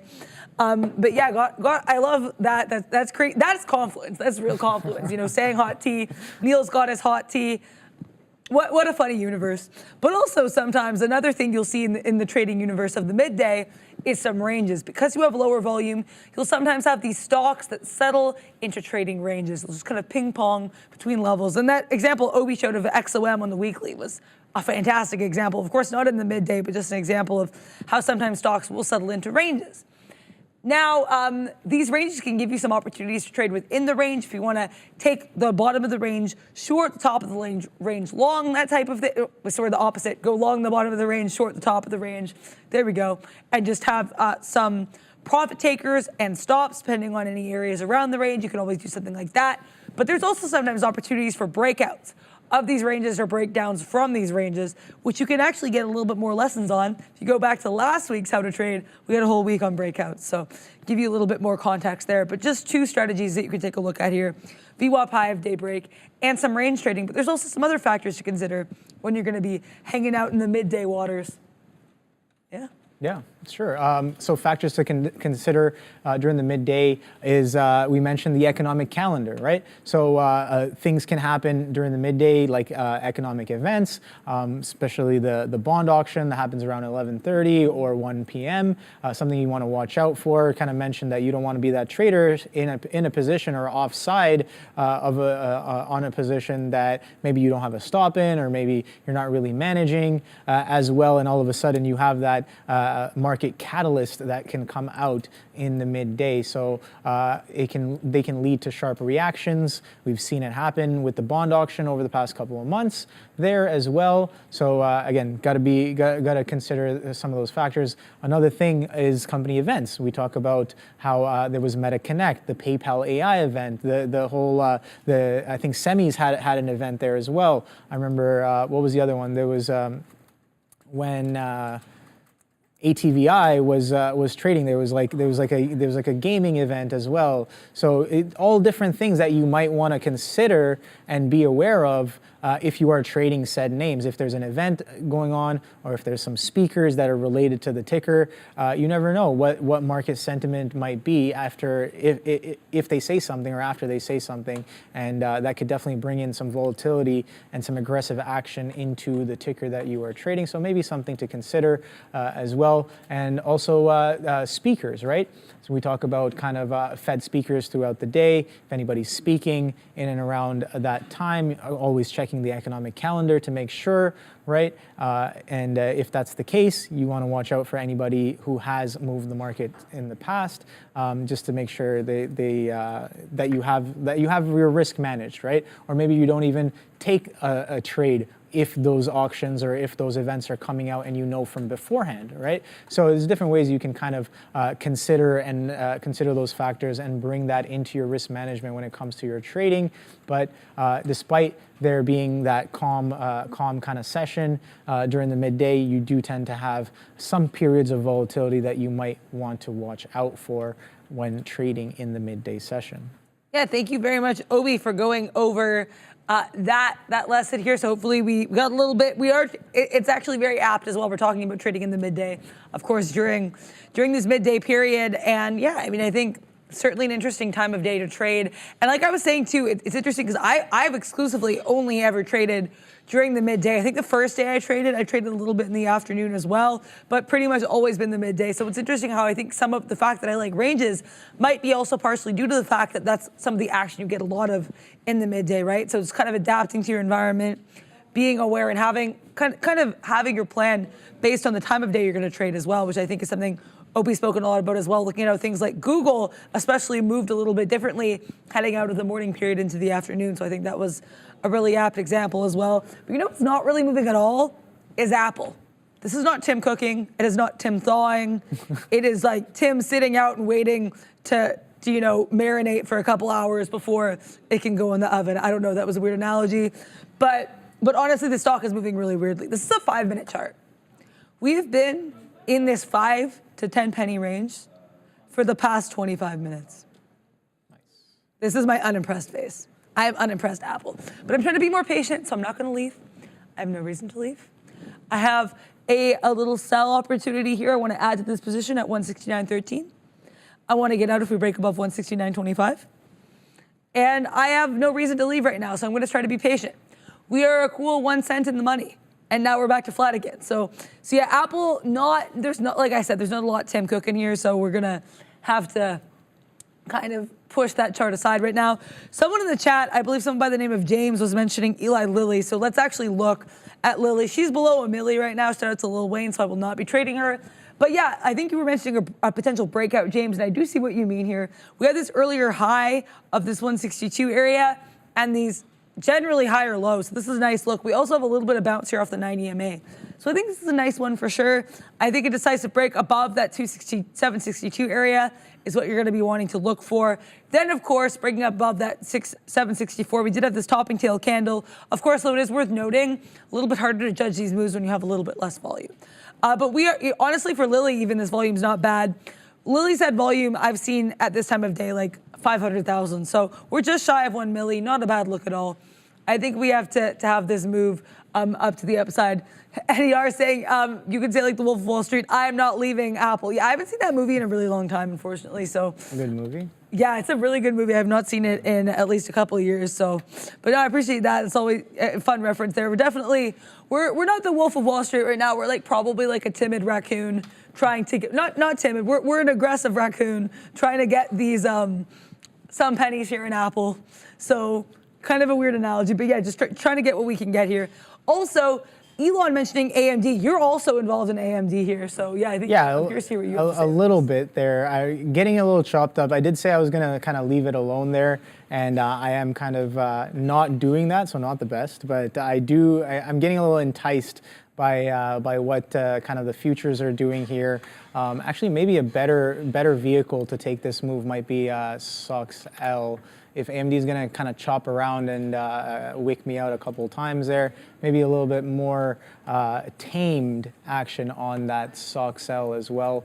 But Yeah, so let's see if that kind of comes in. A little bit of a lick of that 177 that did initially stop me out, and so kind of when it comes back in, I do want to get back involved. We talked about that 18.3 interaction. We come right into that 18.3. We pull back about about 20 points there into 18.280, and yeah, let's see what we have in store with this pullback. Are we going to pull back all the way, or is it going to kind of consolidate? What are we going to do? I have no idea, but on that initial test of that 18.3, we did take a little bit of a pullback there on the NQs. The ES kind of just sideways there, chopping around.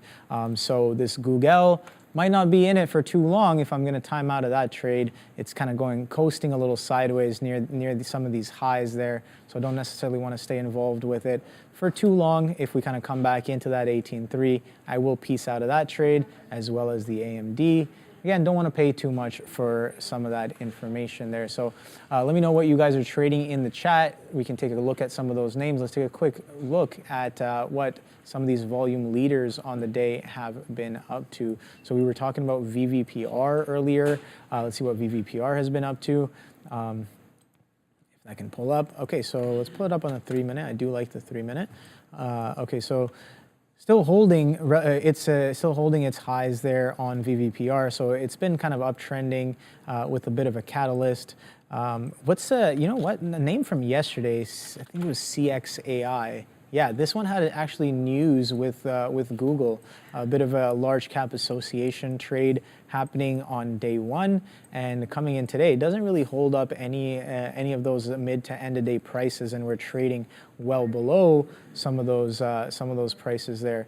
So let's see, are we pulling back off? Maybe. Let's see. AMD got a little bit of a flush there, change in pace on that tape. So maybe something. But again, I don't really feel too good about that AMD position as much as I do with the Google position. But if that 18.3 is going to flush, I still want to continue to look short on most of these names here. So CXAI a little bit sideways off of yesterday, no real continuation happening. I didn't really look at this. Zeta, XTIA Aerospace. Okay, that's cool. That's interesting. So we did kind of have, I'm sure this is doing RVol. Yeah. Thing doesn't look like it does any volume normally, and then all of a sudden it's got these nice and tall volume bars, so definitely doing some RVol there. My indicator showing about almost over 250x RVol on average here on Zeta. Not really involved, not really involved with this one, not really interested in the ticker, but definitely just looking back at it, it seems like it did have some decent opportunities today, as VWAP definitely kind of came in, held, popped above. You also have a little bit of a trend off of these lows, off of a $3 hold as well. So Zeta looking interesting. Have any of you guys traded Zeta today? All right, so AMD, okay, so a little bit of a fighting the trend, right? We talk about how it was holding below VWAP. That was the reason to get short. Now it's holding above. So why am I getting short here? A little cheeky on that push there. So we did kind of reclaim VWAP and hold. So I'll stay a little bit more patient. If we come back into VWAP and hold again, maybe I want to get out of that position and kind of reassess what I'm trying to do with that, as it is kind of changed its behavior just a tad bit.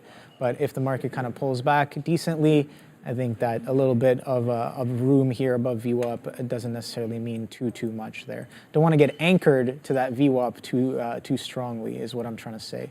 NVIDIA, yeah, sure. NVIDIA 900. Oh boy, look at that. It comes into 900, 992 tests, and then pulls right back in. So can't even get a 1 point above that, but still holding within trend. Let's see what NVIDIA has in store for us.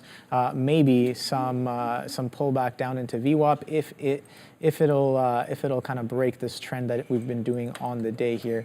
So I have no idea what will happen. Put on some risk towards some ideas. Let's see if they pan out. I got nothing else going on. What do you got going? Yeah, I mean, right now we're continuing to wait for Apple to do nothing. We're doing nothing, but that's okay, you know? You have to find the next trade, because there is nothing productive about watching a stock move 2 pennies.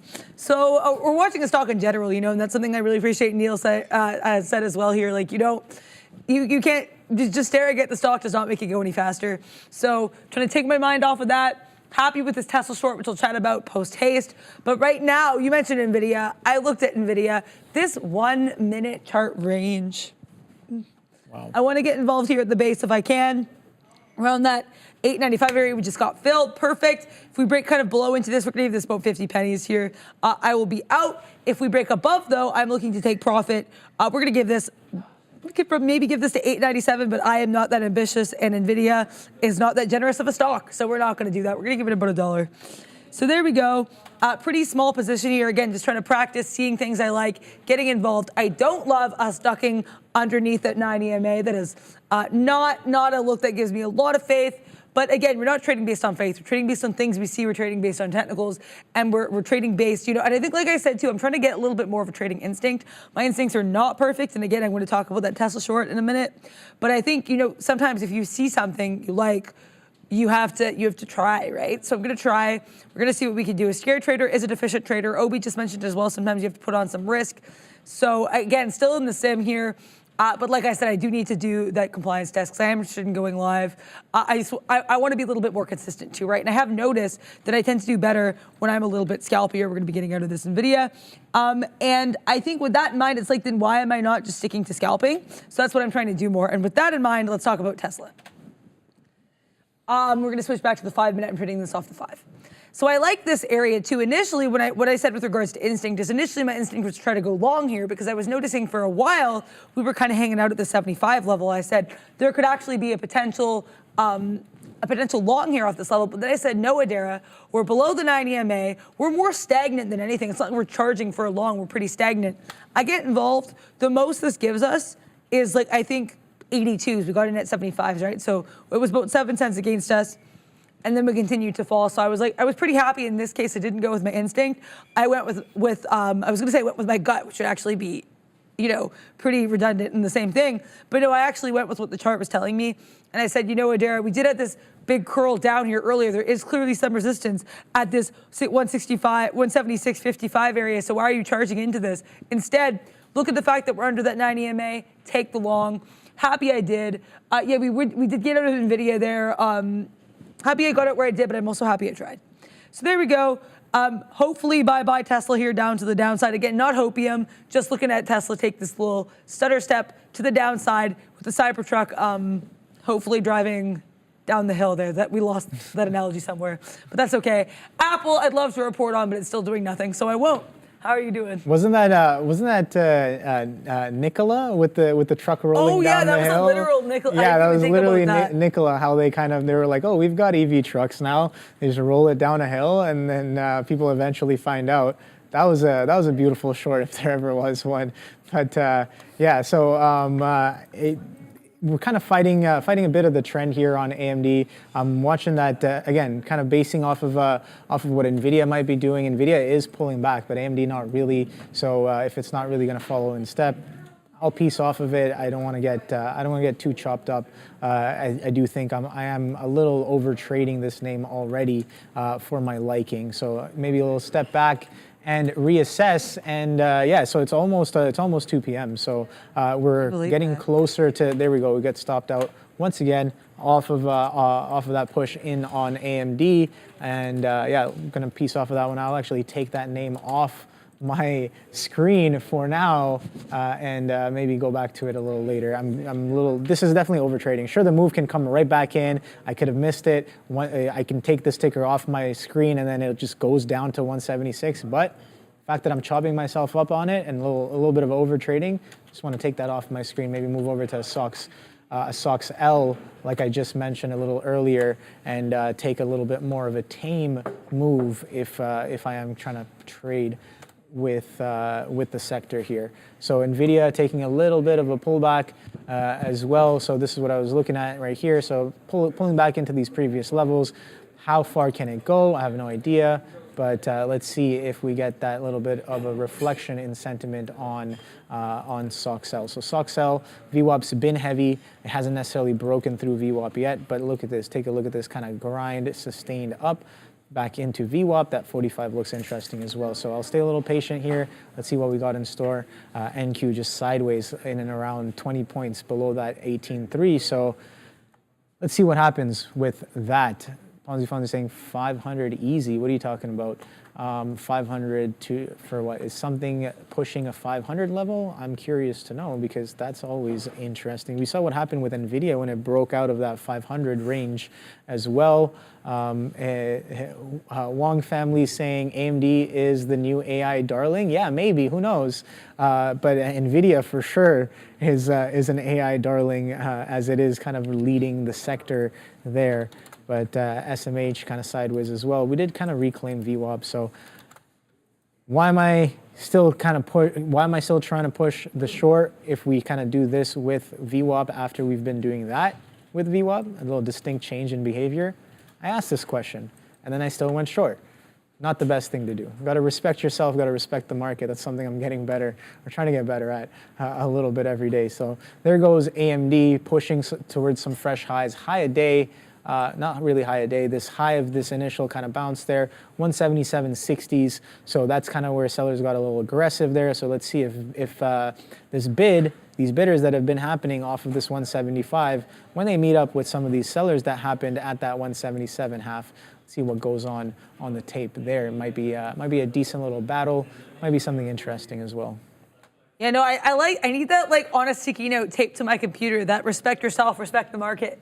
Because I feel like that's something I'm really honestly trying to work on, and I appreciate you coming in there with that wisdom. I really like that. You know, you also talk about mother market as well. And yeah, I mean, you know, sometimes she will send you to bed without supper, or sometimes it'll be like Apple where you'll be doing nothing. Or, you know, I have to say sometimes it's nice you get this little Tesla short. So I was able to take the short off the 9 EMA, took it, this was actually the area I was using for my shorts earlier, so I used that as the impetus for my my area to get out of this trade. This is the type of range trading I've been trying to do, and I'm kind of, honestly, I've been pretty mad at myself I haven't been doing that earlier. I was talking earlier about not being too hard on yourself, but sometimes if it's like, you know, like you said, respecting yourself and respecting the market. If you know what you like doing, and when I say you, I'm talking to myself here. If I know what I like doing, why am I not doing it? I know I like to range trade. If I had taken everything out here on these ranges towards VWAP, I would have been fine on Tesla. Instead, I ended up, you know, waiting for I'm not sure what, and then we ended up getting a little bit chopped up here, right? So I was happy with this because I took it on a clear catalyst of it being below the 9 EMA. We had dropped after that earlier little topping area. I don't know what this gesture with this little tent area at this 167.40, and I took it into that previous area of resistance. So I have to say I'm pretty proud of this because it's the type of trading I should be doing more of. Apple also, I'm still happy with the setup on Apple. As much as I've been, you know, yapping about Apple, you call this Yapple at this point, I still do like the setup here. This wick making it a little bit hard to see, but we have generally had this kind of rejection of this 169 area, which is why I liked it. I have no reason to leave. It's just a little bit moving a little bit slowly, and it's one of those cases of needing to pack your patience, as Sharif says, and not going and chasing anything. We got a little bit of a bid here, which brought us up to a whopping 169.05. So, yeah, I mean, not much to say. We're gonna switch it up here. Thank you so much to Corey 2S for the 99-cent super chat. Not seeing any message here, but the little sunglasses guy emoji. So thank you. You're a cool cat. Much appreciated for that one. Also, too, I want to take a look at this SMCI for Francisco Herrera. Do you think SMCI is here to stay at these levels? I mean, SMCI is definitely a wild one. SMCI and NVIDIA could be buddies in terms of making parabolic moves. But yeah, and SMCI is kind of fallen back a little bit here. This is actually a really nice look. If it wasn't SMCI, I think it'd be nice to trade. SMCI spread is exactly $1 right now for context. We have a little bit of a base here, like a lot of these stocks, basing out here at 935 or 930 right off the open, then kind of continuing to have these little curls here. This one having a nice little bounce here. This could be a cup and handle, maybe. We'll have to wait and see. And why I say that is because we had this kind of cup motion, scooping into that 988 area, curling back up, and then we kind of make a little bit of a handle. So will we continue to ride this 9 EMA to the high side and see a bit of a bullish move? We're gonna have to wait and see there.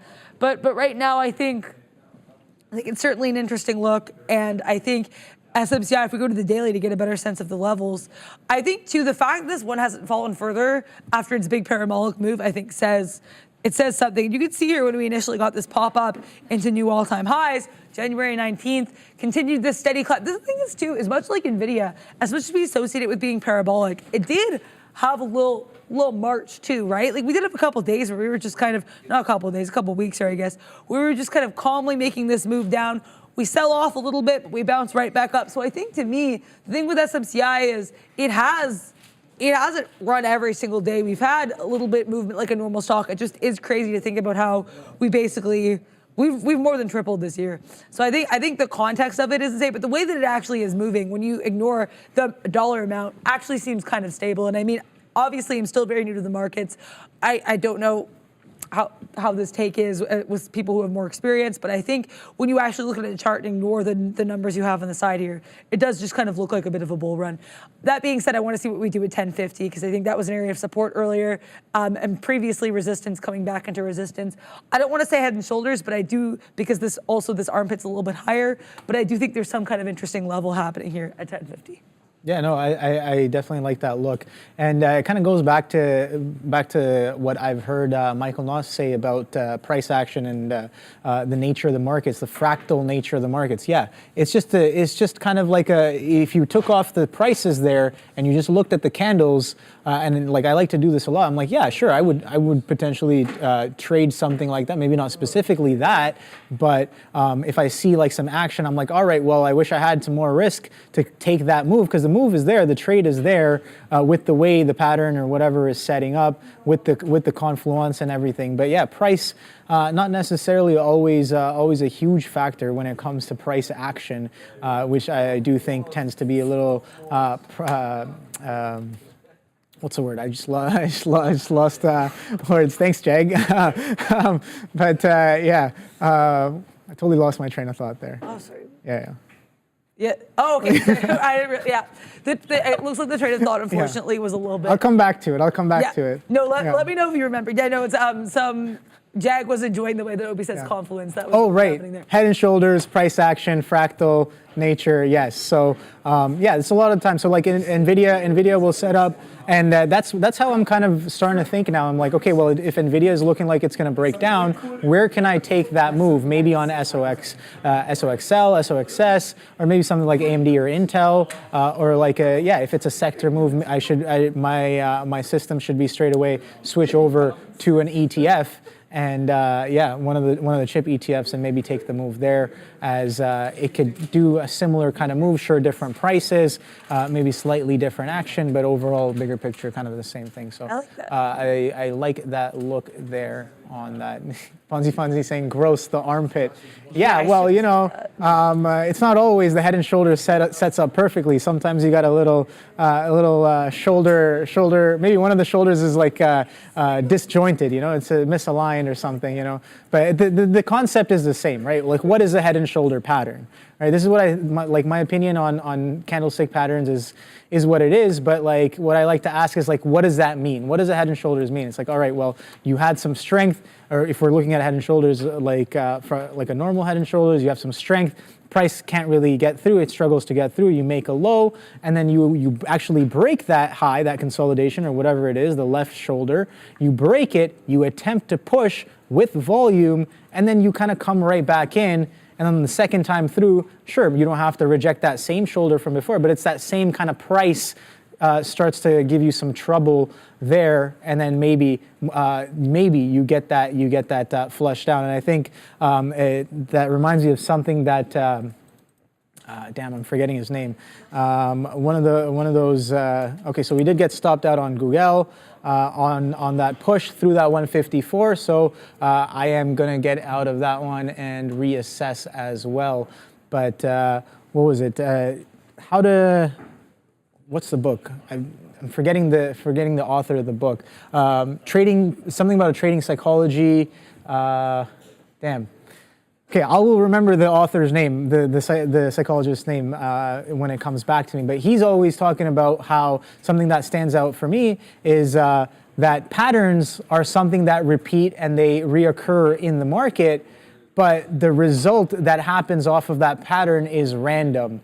Now, remind me in the chat if you guys know who that is. But I truly believe in that statement from said experienced trader and trading psychologist. I think it's he wrote. Dan Emmons is saying it's Mark Douglas. Mark Douglas, yes, trading in the zone. Yes, how can I forget?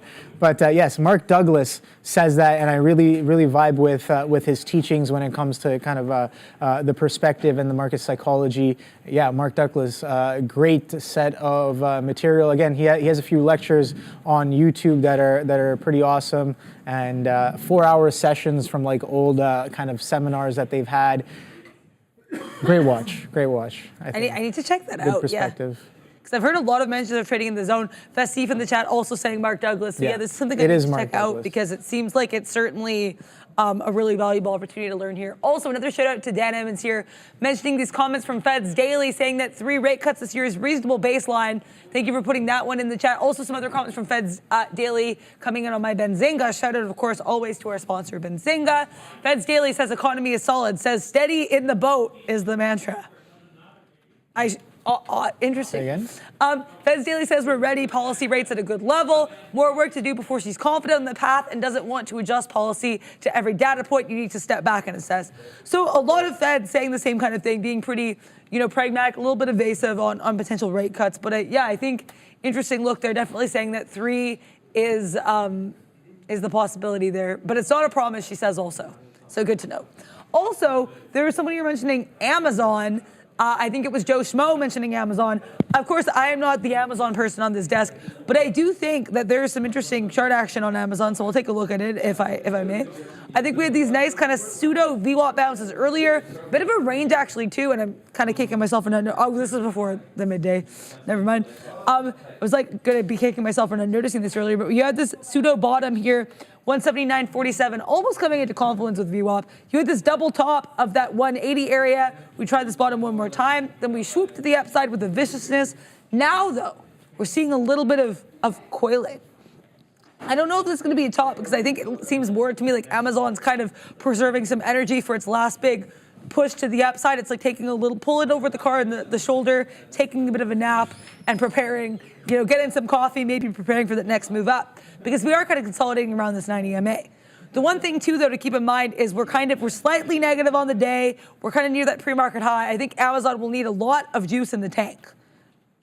Gas in the tank, mixed metaphor. We need a lot of gas in the tank, or a lot of coffee in the cup, I don't know, to have this nice little push to the upside here for AMZN. I do think this consolidation around this 90 MA is a nice look, though. It looks like it could be a bit of a miniature flat top break. So we'll have to see what happens. We'll have to see what we get delivered to us, expedite delivery from Amazon here.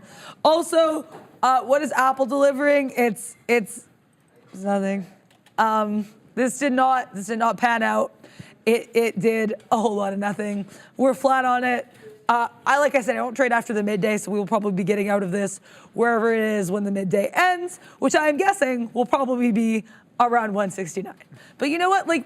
I always joke, Sharif and I will call this the dead one for a reason today. Apple's certainly living up to that moniker with a couple, penny moves there. You gotta learn, you gotta try things every day and see what happens. Neil saying somebody stuck a banana in the tailpipe of this market. I think that's a really apt analogy, and I certainly think that is the case. What does that even mean? For our pal Apple. I guess, someone kind of stalling the car a little bit. Oh, okay, I think. okay, I know nothing about cars I don't drive. Okay, I get what you I think that might be. A little muted? Is that what that means? Okay, so all right. I guess Neil's gonna explain it in a bit. Is it a reference to like a movie maybe? I mean, yeah, literally like one of the funniest. Okay. All right. Well, I'm again, as you guys know, I'm not really well versed. Bears both put it in the chat here. Well versed in the pop cultures. So yeah, which one? All right, there he is. What's up, Neil? I ain't gonna fall for no banana in my tailpipe. That's whatever. It doesn't matter. My mic's actually on. You guys, did they hear that? Yeah. Oh, okay. Well, yeah. But that was the line. It's like I ain't gonna fall for no banana in my tailpipe. Beverly Hills Cop is probably. I'm gonna say I actually think it might be the funniest movie outside of stand-up that Eddie Murphy did. I'll go out and limp. Beverly Hills Cop is the funniest movie that Eddie Murphy made that it was not one of his stand-up specials. So if you have not seen it and you like comedy, then I think it's for you. And the third movie, meh. I think they're actually making another one called Axel Foley. Probably not a good idea, but the other ones are absolute classics. We'll be on in a few minutes here, in 3 or 4 minutes. So having some fun. All right. I love that when they do like the Warner Brothers Neil, cameos there. I love that. That's great. I really like that as well. All right, thank you, Neil, for explaining that. A little bit of a movie reference there with the banana in the tailpipe. So a little muted action, I guess, on that. But yeah, let us know what you guys have been trading. Sam saying, "Get her some tea. Hope you do your job." Yeah, I'm trying, man. I'm trying. I only work here. So okay, so Google. 154, still holding that 154. Oh boy, we kind of see that wick action. So I am interested in the short off of that 154 after doing it once, twice, and thrice for that. I can't think of anything for something real nice. So 154 kind of building up. You get that wick off of it. That's kind of what I was basing it off of. But we come right back in and kind of push that level as if it's nothing. That's perfectly fine. I'll kind of step a little back and reassess on that one there. Did get a little short on the SOX L here off of a 45.10, bit of a double top, maybe some rejection VWAP. We can see that it's been selling off of VWAP there. And I keep on getting chopped up on AMD. So I'm like, all right, well, maybe just let's risk appropriately on a name like this. On SOXL, if I do want to take that kind of a potential sector move or the chips to the downside for a little bit of a breather there. Let's see what NVIDIA is up to as well. So again, that's kind of the case there. So NVIDIA catching a little bit of a breather, and that's kind of the idea here. Let's see if that comes into fruition. Here. So NVIDIA, look at that, taking a little bit of a breather back down into VWAP. Can we get all the way to VWAP? Who knows? But it is taking a wee bit of a pullback there. I guess the questions I'm asking is, can it make a higher low? We made a low, higher low, and we're about to make something right here. If it's a lower, higher low, maybe down into VWAP right there, 887. I don't know where the point of control or the volume profile is really sitting on this name right now. But yeah, I think I like that level where VWAP is in and around on the NVIDIA. So there goes Google right back through that 154. So yeah, like I said, I'm going to stay patient and reassess for that one there. Being a little patient here also on the SOXL. Let's see if that selling kind of comes in. I'll be as nimble as possible there on that name. So let's see what you guys are trading in the chat. CAT is around its all-time high going back to 1968. Okay, all right. Let's take a quick look at Caterpillar. I know that Home Depot did a crazy move yesterday, so maybe Caterpillar has something in store. So Home Depot did kind of this thing yesterday where it sold off very similar to what we're seeing here on Caterpillar. But Home Depot's sell-off was very, very distinct, kind of like a slow grind down. Take a look at this one right here. Boom. No real relief. You throw up a moving average, oh boy, does it hug onto that moving average all day, opening at high a day, closing literally at the low a day, and getting that bit of continuation here today. So CAT is at all-time highs, you're saying, in and around or near that? Let's take a quick look on the weekly. All right, so yeah, we are, okay, wow, okay, nice. So we are quite aggressively, we have been quite aggressively bidding to the upside, and Caterpillar, yes, indeed, is in and around its all-time highs, catching a little bit of a red week, but back-to-back greens happening here on the Caterpillar, slowly climbing up that tree, I guess. I like that. Like that one? I really like that one, yeah. I mean, I love Obi getting involved in the puns, but right now we're going to have to wait and see you guys tomorrow for more time of day lessons. Same bad time. Wait, not yet? Oh, not yet? Okay. No worries. Well, either way, we still will see you tomorrow. Tomorrow we're doing end of day, right? We're doing end of day, We did yeah. morning session. Today we did midday session. Tomorrow we're going to be doing end of day, the close. Some interesting, spicy things might happen at the close. So yeah, I mean, always we'll spicy things happening in this market. But for now, we will see you. Same bad time, same bad channel. Thanks again, Obi, for being here this week. But for now, Brendan at the big desk. Hey, guys. Hey guys, yeah, welcome in. 2 o'clock, couple hours left here on pretty red afternoon. Still, better part of 1